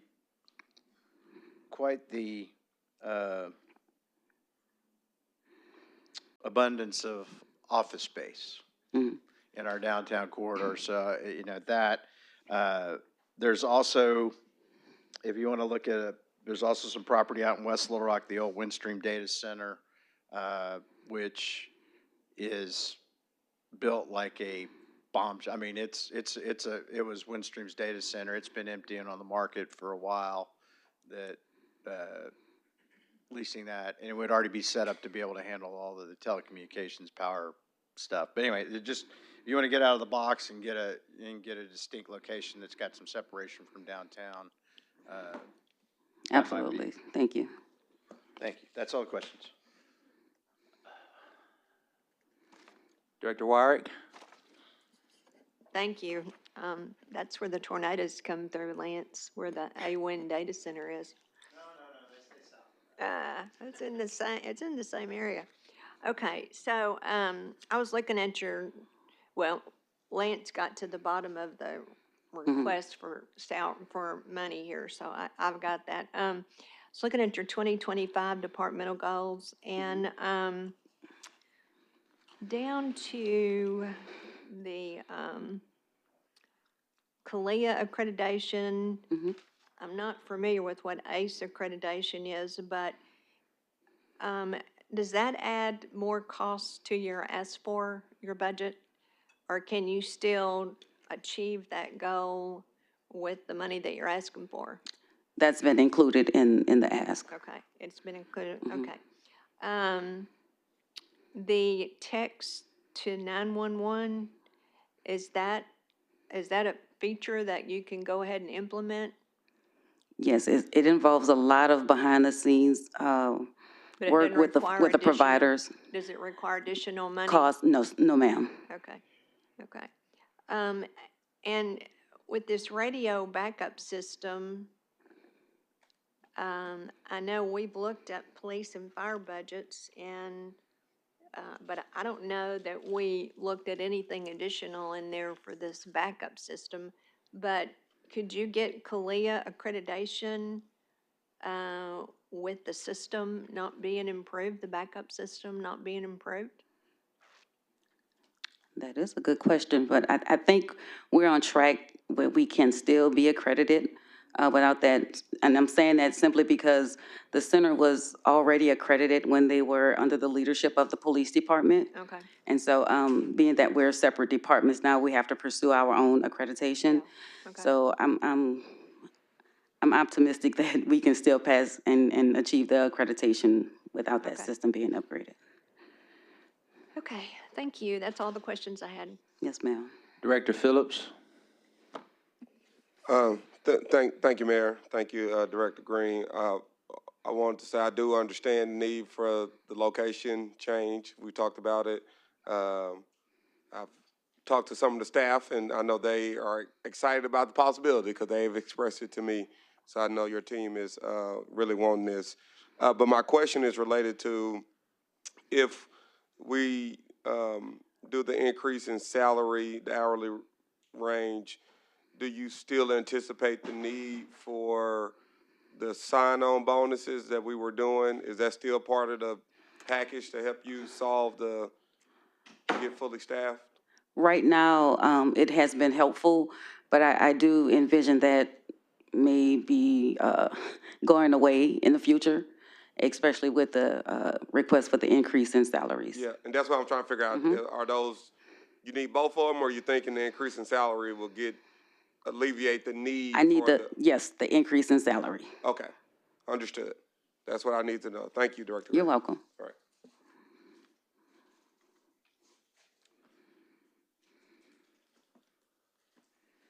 All right. We'll go to information technology, then we'll take a few questions, make a few announcements, and try to get us out of here an hour early, everyone, if possible. Thank you. You have a great evening. Thank you. Director Green. Abdul? Good afternoon. We are the last ones. All right, I'm going to start off by introducing my team. I've got Mr. Ray Walker here. He's our operations manager. He is part of our team that handles support, and also he oversees the help desk. I've got Terrence Cox. He's our application development manager. Of course, they build software, but they also integrate systems. Then I've got Miss April Pruitt. She is our special project and innovation manager. She is here to help us evaluate new technology requests as we get them, look at what we have internally, see if we need to buy or just repurpose. And she's also, at this point, the interim network and security manager. So if you would look at our personnel model, we've got a few changes that I would like to note. We are repurposing a lot of our positions to bring in much needed skills that we don't have, that we need for today's environment. We're moving to the cloud. So we've, for instance, implemented M365 citywide to improve our collaboration, but we don't fully understand how that works in the guts of it. So that's one of the positions that we're bringing in. We're repurposing one of our software engineer positions for that. Another thing we're doing is we're trying to bring in a data scientist to help with our data initiatives and be truly a data-driven city. And that would help our chief data officer with some of the programmings that we've got going. We've also added a project manager to help us manage all these IT projects. We've got about 168 projects at this point that she is managing for us. One other change of note is we're bringing back a database administration position. At this point, we have our senior software engineer that's doing double duty. They're building software, but because they understand databases, they're filling that role. And he's expressed the intent to retire within the next couple of years. So we need to make sure we're preparing for that. And now if you guys would turn to our budget request. The first item I have on here is hardware request for our firewalls. Firewalls are the first line of defense in our cybersecurity programs. These firewalls have been here for 6 years. They're end of engineering, meaning no more support for them. We can't get any more software updates. So when we have vulnerabilities, we're truly exposed. So this is an imperative, we have to change them. The second item I have is our MDR services. That's our managed detection and response services. This is a service that we got going back in March. Randy was instrumental in getting us going. It's a service that and software that allows us to continuously scan our networks and find vulnerability and automatically address them. However, we paid for that service and software out of a special project, and I think some ARPA money or sales tax money for a piece of it. Now we need to bring it in the budget if we need to continue the service and keep that protection. Third item, data centers. Here again, we have outdated equipment. This equipment is 10 to 12 years old. We've had it for about 6 years or 7 years now. It is end of life, and as of next year, we won't get support for it. So that's another system that we have to maintain. So we're looking at moving to a hybrid solution because we have very much a lot of legacy systems that are not quite ready for the cloud. So we're trying to keep a presence in both and also enhance our disaster recovery and backup processes. Fourth item, we have to find money for is our ERP refreshing project. And Nick's spoken a little bit about that, so I won't go into details about it. And the last item I have on here is request for money for our building maintenance. And if you guys don't know, we are in the basement of Joanna's building. So whatever she's described, we've got it worse. Sometimes when they flush, we see it in our ceiling. So, didn't mean to be graphic, but we have the stains. And we've worked with Parks and Recs to Leland and his team. They've helped us look at the basement area, come up with ideas. We've put together a budget of about $2 million just to bring us up to par. We have security doors that don't always close. When it gets hot, we're looking at our access control, we're looking at security cameras. It's just a mess. So we've also looked at leasing some of the space available downtown. And I think we could get a lease for about $150,000 a year. And it'll probably take us another $100,000 to get moved in the first year. I don't know what the ongoing cost is, but I need some semblance of a budget to be able to really look at options. So what I'm asking for is maybe increase our maintenance budget. Currently, we only have $8,000 in maintenance for our building. To say $250,000 a year so we can start fixing a lot of these issues. And that concludes my presentation, and I'll take any questions. Director Phillips. I'm asking all the questions today. First, I want to publicly appreciate you for coming back. You know, you've been here and doing great work. I was out to dinner one night and met a vendor who was singing your praises about the things that he's experienced working with the IT department at the city. So I want to say that to you publicly. Couple questions. Number one is probably most important to me as a board member sitting here. What needs to happen so we can, like I tried to be here remote this morning, and it's complicated. And it was a lot easier when we was at the center on 12th Street where we can just log into the WebEx and we'll be on the screen and everybody can see us. What do you or your team need where that's easier for us to participate virtually? So for the video conferencing capabilities in this room, we are actually already working on that. This is a stopgap that allows you to do that. We are also bringing in video conference capabilities. We've actually authorized a small contract to do so. It's about $7,000, and here in the next few weeks, it should be operational. Okay, perfect. Secondly, you said that you got $2 million here for building maintenance. So in your opinion, it's better to do that as opposed to move y'all somewhere else? If we can move, that'd be great. I don't know what it'll take to move us. Yeah, okay. But I need a certain commitment to start looking into the best option. So at this point, if we can't get that kind of money, let's start fixing the building we have. Yeah. Okay. And thank you, Abdul. And members of the board, I'll address some of that as we close out in my commentary. Director Wyatt. Hi, thank you for your presentation. I got something that's kind of bugging me, and I think it has an impact on our storage for the city, and that is that everybody that sends an email has got 5 or 6 attachments. We got Facebook, we got this, we got that, whatever, and then it's sent to me. And if somebody sends it to, if I send it back and then they send it to me again, I got 12 attachments to it. Well, that adds storage. Is there anything, and I'm going through looking at all those attachments, trying to figure out which one is the one I'm supposed to be looking at.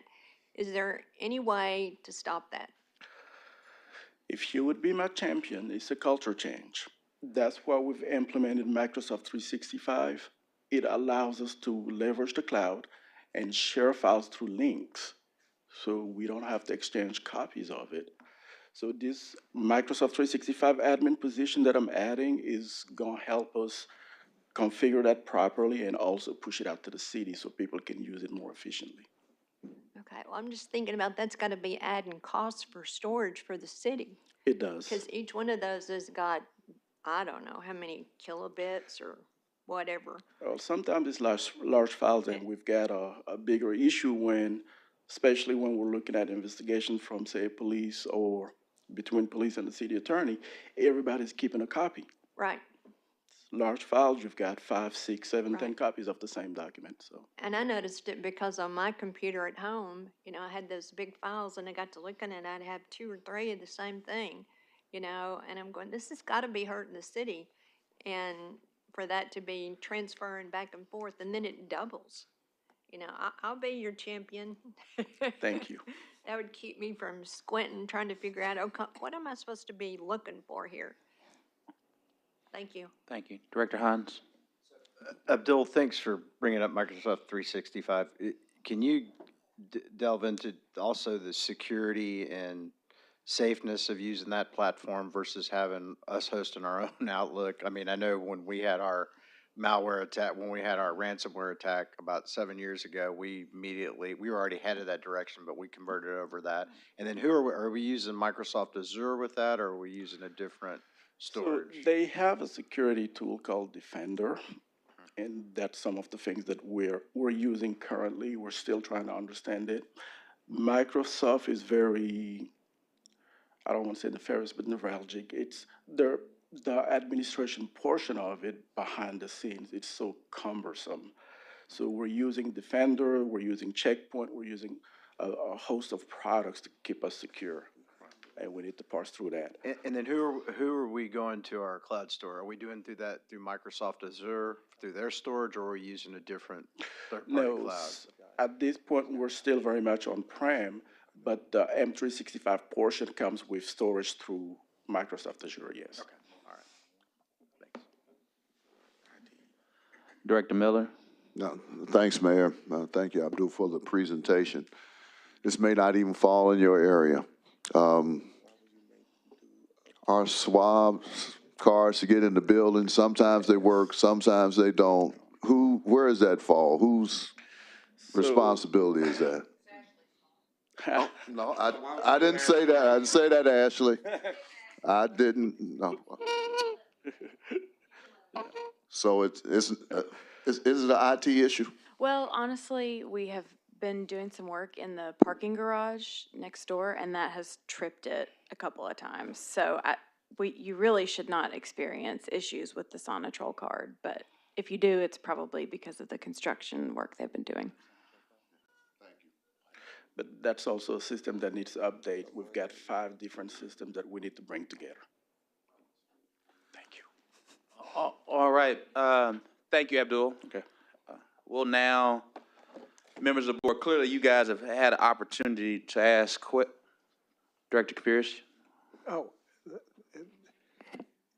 being slow of mind, you said that when we're what's the announcement about the city manager?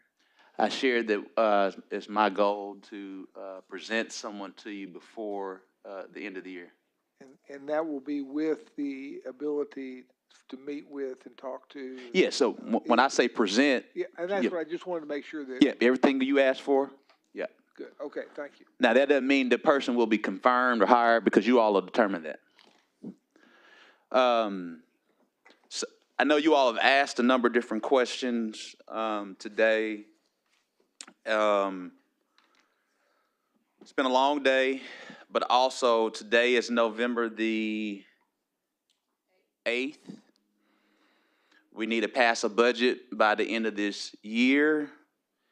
We know history has proven that, as my grandfather would say, we cuss and discuss, we go back and forth, but history proves that you all like to be out of here with at least a week to kind of head into Christmas, which kind of like that second week of December. Sometimes it's the first week of December. The last scheduled meeting is December 17. Yeah. For the And year. so sometimes you guys like to have that right then. That gives us a few days. What Emily and I will do as we co-prepare this budget, we'll listen to all of the $46 million requests. And full transparency, many of those requests won't happen because it's a $46 million new request. We are, and granted, as Director Hines and Director Phillips shared, if you look at the numbers, we're kind of down about 1.25% year to date. We know because we lag 2 months behind. And the biggest sales tax years are November, December because of Thanksgiving and the holiday season. And so that rolls in, but we really don't even experience those until February of 25. But what we do know is we are planning for less than 1% growth into our current budget of $331 million. It's about 0.75%. We listened today to $46 million. Oh, by the way, we still have to negotiate with police and fire unions. And full transparency, they are going to expect, and can't dare say require, but they will expect a salary increase. And what generally happens is we whittle down new requests, and because so many times you say, well, why? We've heard various times, well, some board members love what we just did. Some don't because they feel like we spent all this time and we may not have as much money to do a lot of that. I think this is very beneficial because the public's able to hear all the things that we need and have these great conversations. But the fact of the matter is we're going into police and fire negotiations will determine what new we will do. And that's also not even contemplating if we have enough money after that to give COLA raises to employees. That does not, a COLA raise to employees doesn't include what our compensation study consultants have said. We need to move a lot of folks up to midpoint, and that's $800,000. And that's not a one-time fix. That's something that we have to put into perpetuity. And we can figure that out to some extent because we got it budgeted. We can move everybody to midpoint, but it can create some strain, just to be quite honest. I mean, financially we can.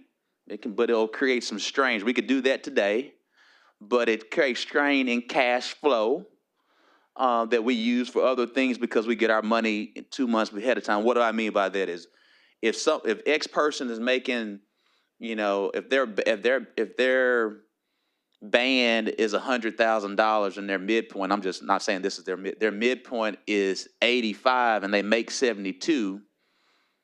We today financially from a budget perspective can take them to 85, but that cuts into cash flow when we deal with a financial process that we get our existing monies 2 months behind schedule.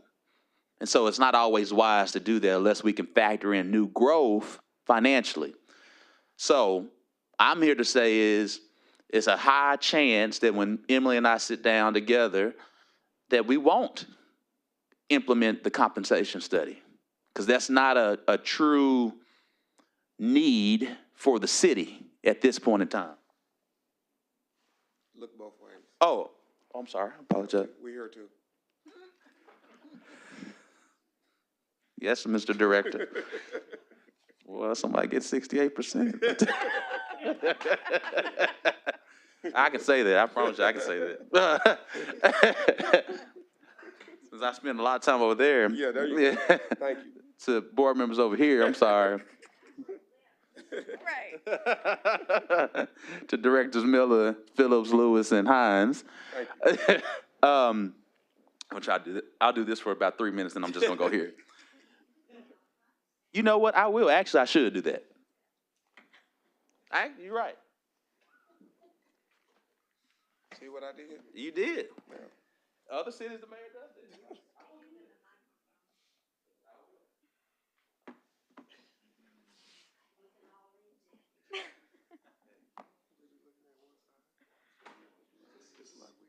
Going into the well, Director Webb. My first time in the well, I used to see somebody go in the well for a lot of times. I never had the opportunity. Okay. All that being said, now I can look at everybody. I want us to be very transparent. It's a high chance, you never say never. It's a high chance that we won't do the compensation study, but there was a reason why we did it.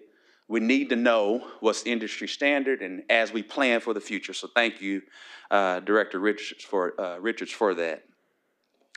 Going back to that growth rate, when we know, as history proves itself, as I shared earlier, there are some officers, because of what was negotiated, and the reason I'm talking about a negotiation is public now. In that negotiation with police, we gave, and the numbers are rough, but I think we said about 7% for all officers based off their step and grade, but essentially it was a 7% increase for all officers. But if you were there for 15 years, it may have been 6 or whatever, but I think, long story short, if you were there for 15, if you're an officer for 15 years, you really, in effect, got a 9% increase. We got 594 officer positions. At any given point in time, we may have a vacancy of 35 to 68. You do the math, that's millions of dollars. At the time, because we were doing a 2-year contract with fire, we do a 1-year contract with police, fire's negotiated, their raise was about 6.5% for year 1, and year 2 was like a 1.5%. There were 2 years. So they got their money, but guess what? Fire's gonna expect a lot more. And so what I say that when 58% of our budget is police and fire, 50% of our workforce is police and fire, which encapsulates a lot of overtime. As I was sharing with some board members, we have some officers, which we fully agree with, that make more money, patrol officers, more money than mid-level managers and department directors, give or take.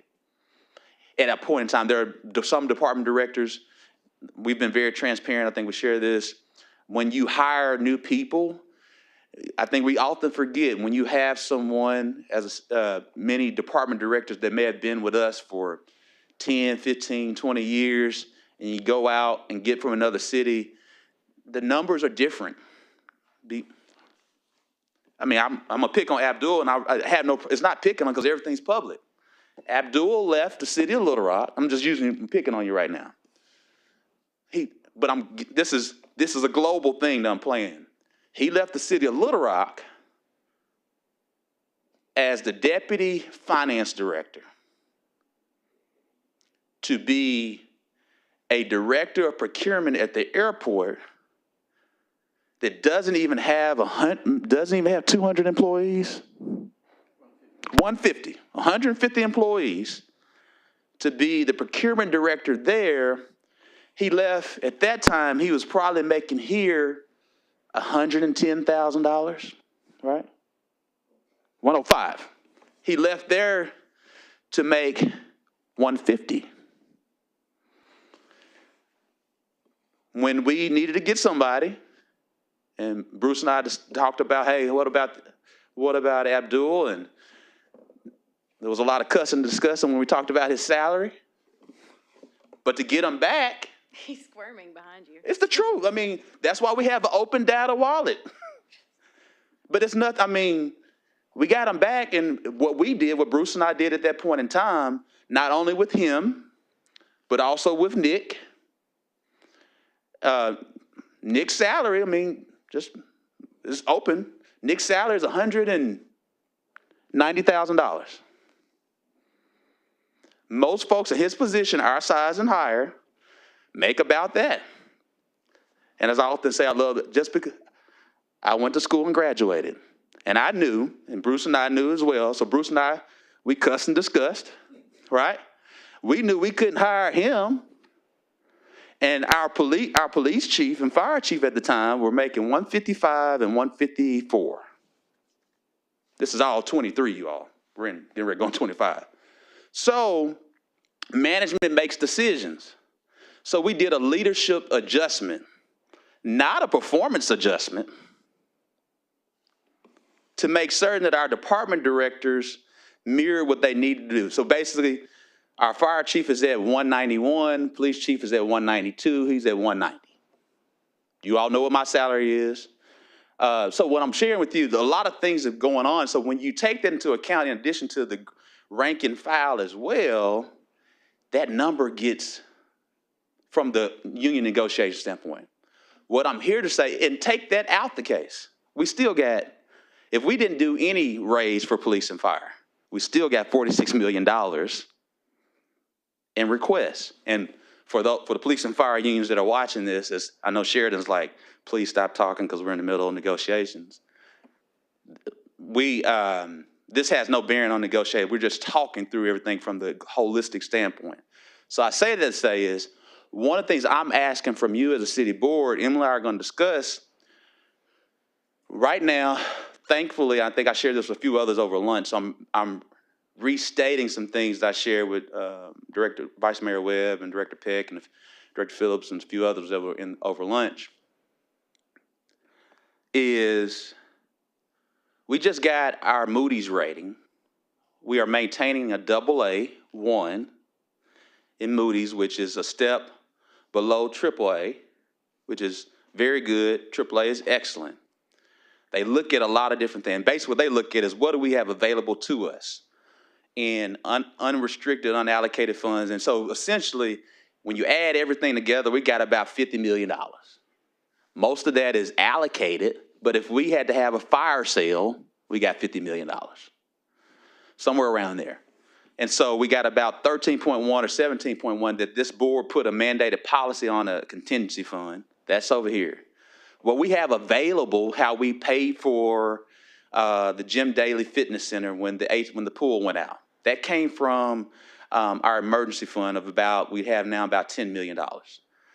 Most of that, when we had a fire truck wreck and a fire truck that, no, not fire truck, we did have a fire truck with a wreck, but garbage truck wreck and a garbage truck that went on fire, that was an emergency. We got that money out of that, as well as some efficiencies out of fleet. So I'm saying we have about $10 million that we can strategically use for emergencies. My only caution in that is Moody's looks at that, but the good thing about it is Moody's really looking at everything, which is about 50. So we still got about $10 million on true needs. I would say as much as I think we can do the ditch maintenance stuff, that's not a need because we could spend $1 million and clean every ditch on somebody's private property today, but then it's gonna rain again. So what I'm asking for you all in this, what I heard today, and tell me, and the reason I'm asking this question because today is November the 8th, the last board meeting is December the 17th. We got an agenda meeting where we're gonna go back because we wanna be efficient and effective. One, in between now and Tuesdays, please reach out to Emily or myself and ask us direct questions so we can get you rapid fire answers. I'm imploring on it because we can be very efficient and effective and transparent and get us, there's no reason why we shouldn't be able to pass a budget by December 1st is what I'm saying. But if we want to go December 17th or to December 24th, that's fine. I'm going to be here no matter what. But I know many of you all like to go on vacation, like to start cooking and be in time with your family and friends. So we're asking for that.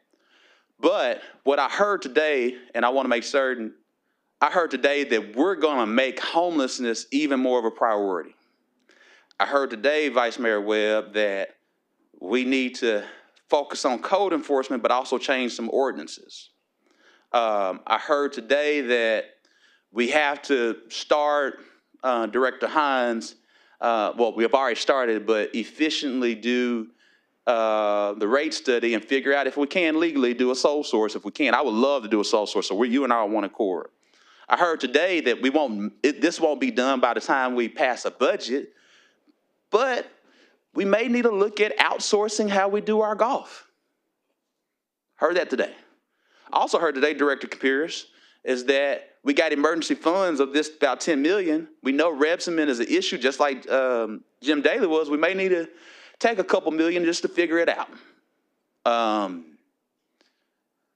We also heard today that we got 5 code enforcement officers and 5 planning officers. We all know we're not where we need to be from that staffing level. But also, we got to really build into that from a budget standpoint. So some things we know, we just got to continue to strategically plan for. Did I hear anything, or Emily? Emily, what did you hear? I mean, I heard a lot of those things too. And I go back to our revenue forecast at less than 1%, and that was a long list of things you said that you heard today. Yeah. So it'll be tough. But. Board members, we've been here for a long time today. Clearly, we can take advantage of phone calls and emails.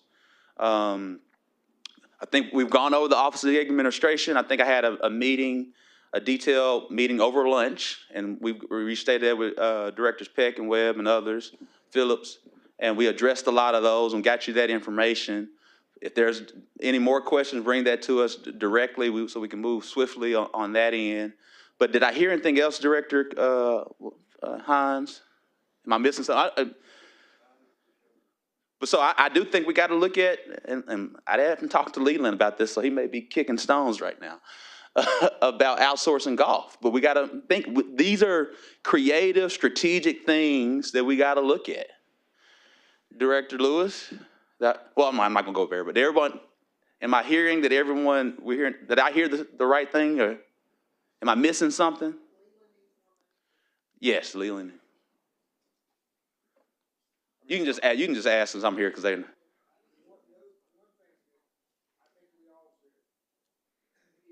Press your button, Director Capiers. Yeah.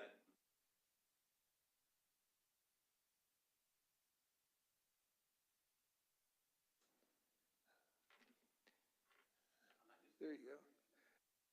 One thing that we did talk about with Leland also was the fact. I can hear you. I can hear you.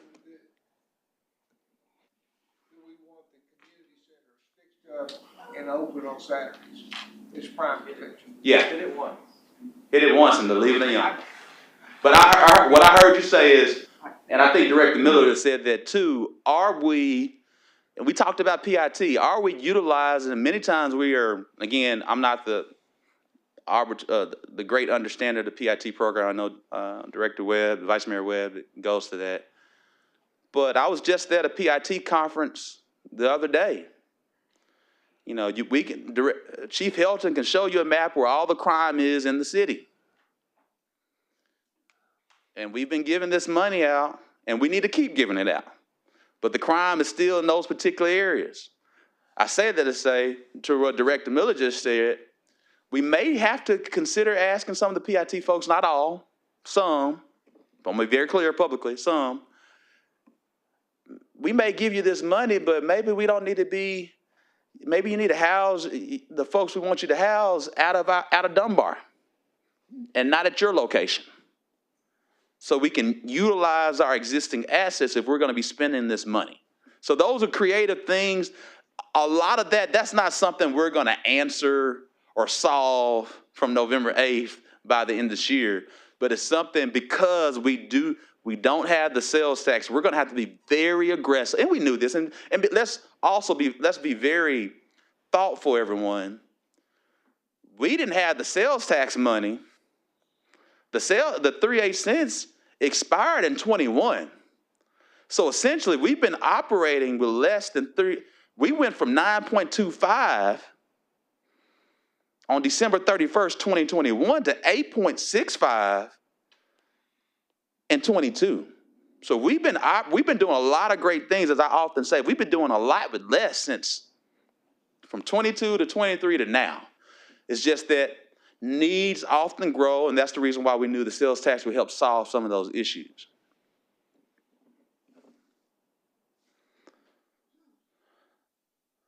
Director Miller? Well, thanks, Mayor, for that. Sort of puts it all in perspective for sure. There's more need than money that we have, but certainly, I have heard about affordable housing and what we have to do, and we, as many opportunities as we can, we need to look for these public-private partnerships that maybe try to definitely encourage the private sector or these nonprofits to create more housing. I mean, everybody talks about affordable housing and the need for more housing, the need for infill with all these vacant lots that we have. So, I'm certainly going to be bullish on that because the city can't do it by itself. And so whatever funds we can find in our budget to maybe help operationally with some of these nonprofits that specifically do affordable housing, I'm certainly going to be looking at that because I know that is what we talked about. We need more housing, affordable housing. And I think we're going to be coming to you for guidance and help. Thank you. You attended Pathways to Prosperity Summit with all of the local banks. A couple years ago, we set out on a 100 new home initiative led by Director Kevin Howard and his team. In 22, we've built 100 new homes. We built 154 homes, and so we now have a new goal of, I think I said do 300. And all of that money that you see, the affordable housing stuff, that's not general revenue money. That's money coming from HUD, CBDG, and we've been able to do that. And so I want to say a big ups to Kevin because he gets very creative because he has options to do that with the federal government. But I do think one of the things, Director Miller, we're going to need your leadership, is creating a housing trust fund. And Director Webb can tell you is that the state did a law when Director Webb was in the state legislature to do a housing trust fund. I think the fund was supposed to be for $500,000. It's never been funded.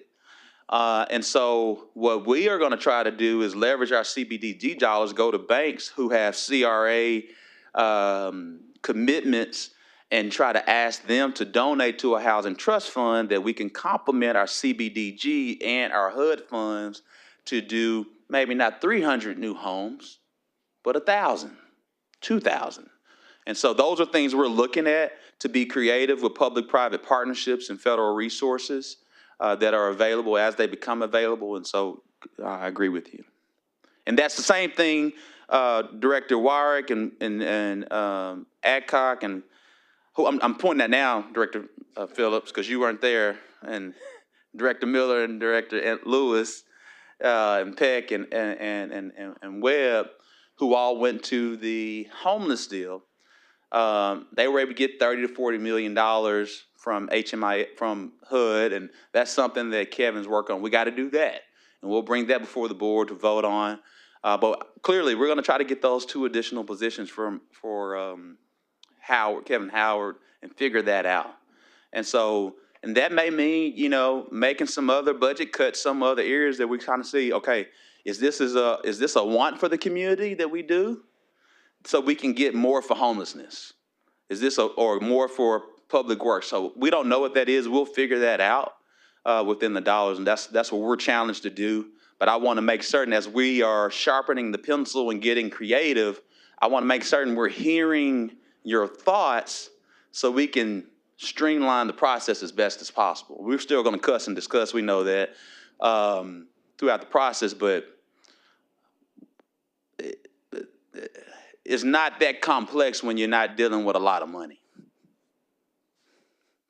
That's what I wanted to. Yes, ma'am. I'm sorry, Director Adcock. Director Phillips said Director Warwick was next. Sorry.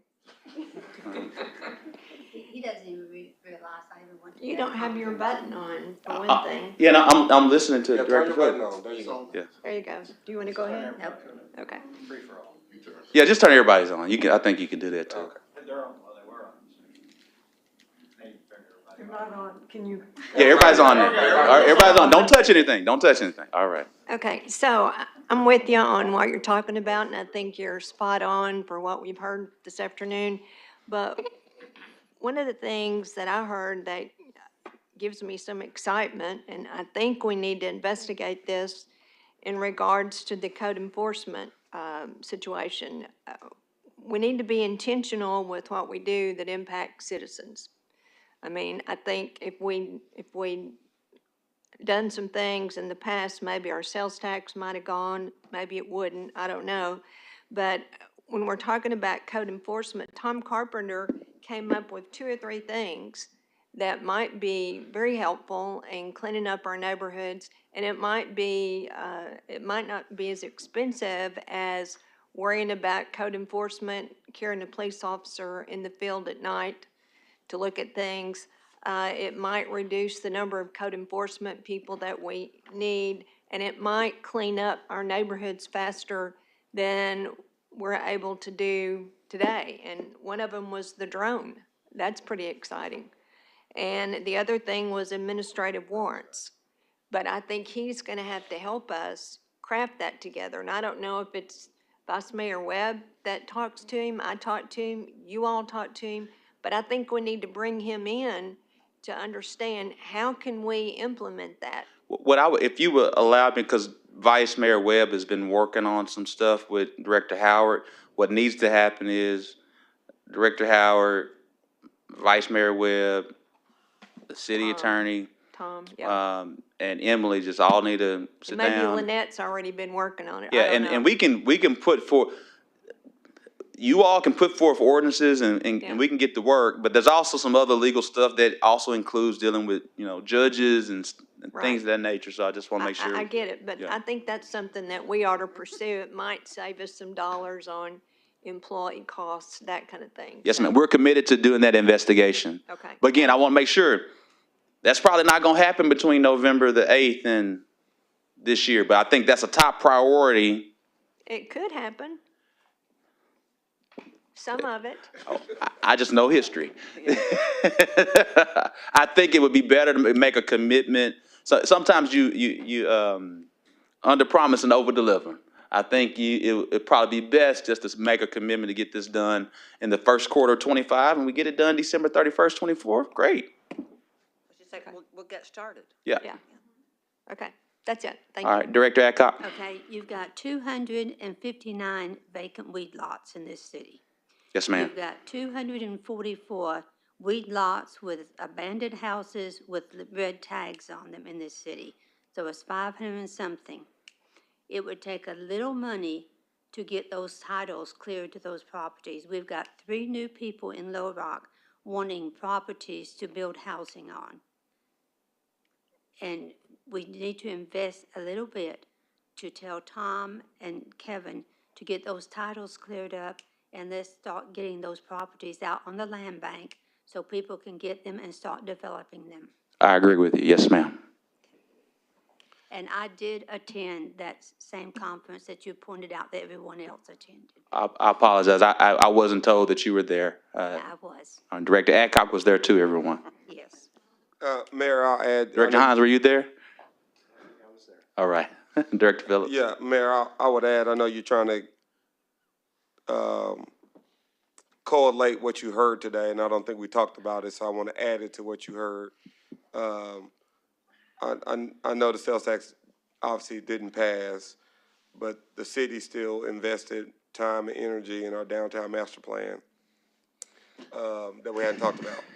So if we're about to make magic happen, I would consider your magic dust. Mr. 68. Yep, be sprinkled on the downtown master plan. I know y'all got to get there and you got to figure things out, but I don't want you to say, well, no one even brought it up.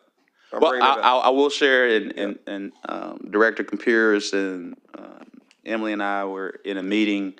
That's front of mind.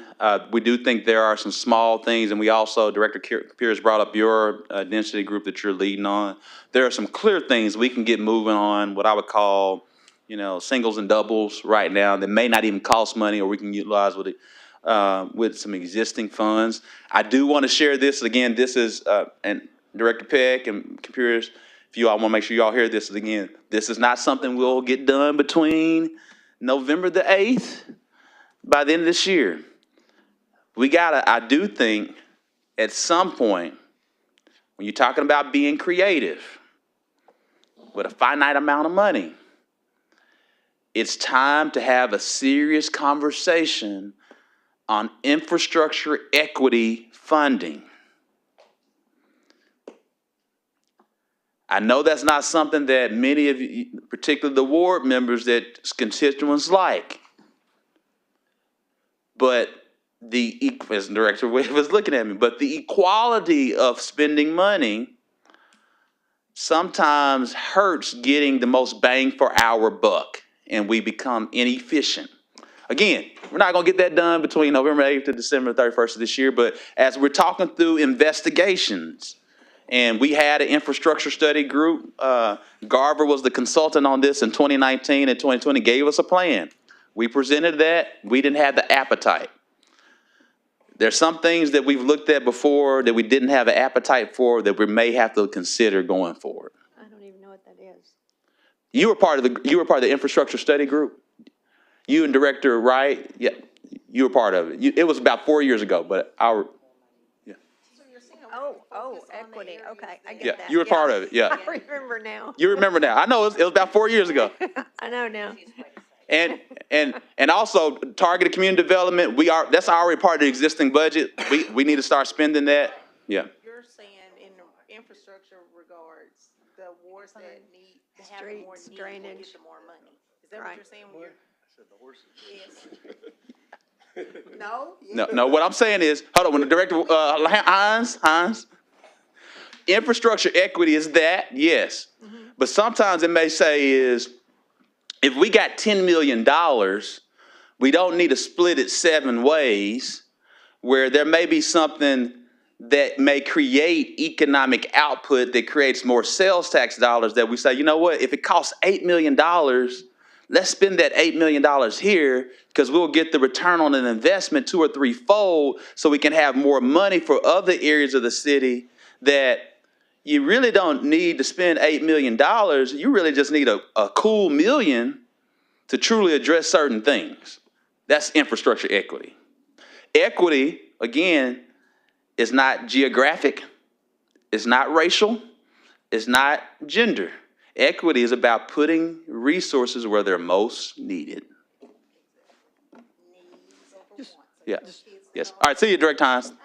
And one thing that Director Hines asked about was making sure he got that street fund balance. And you mentioned several times how much money we have in that, and 2 different things, the reserve fund that we're not going to touch, and then money that we can use for contingencies.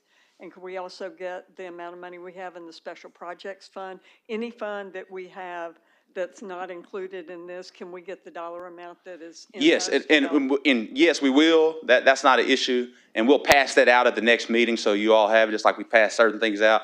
But what I would say with that, the special project fund, we don't have to keep any of that commitment. It's just that many of those special projects are special projects that you guys said you wanted. And so when the explanation, when I say that, Moody's looks at that like, okay, if worst case scenario, and quite blunt, if we have 10 of our trucks that blow up tomorrow, we can say we're not going to fund special projects.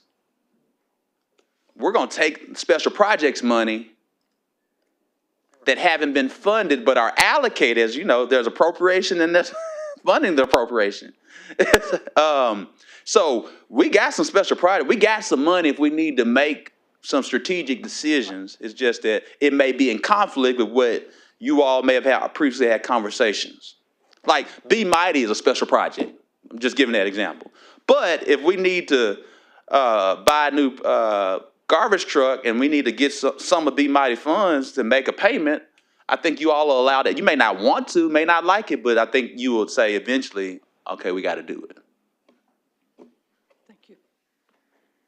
And we'll get you the special project fund Tuesday and that street fund. I think you got everything else from OEA today as well.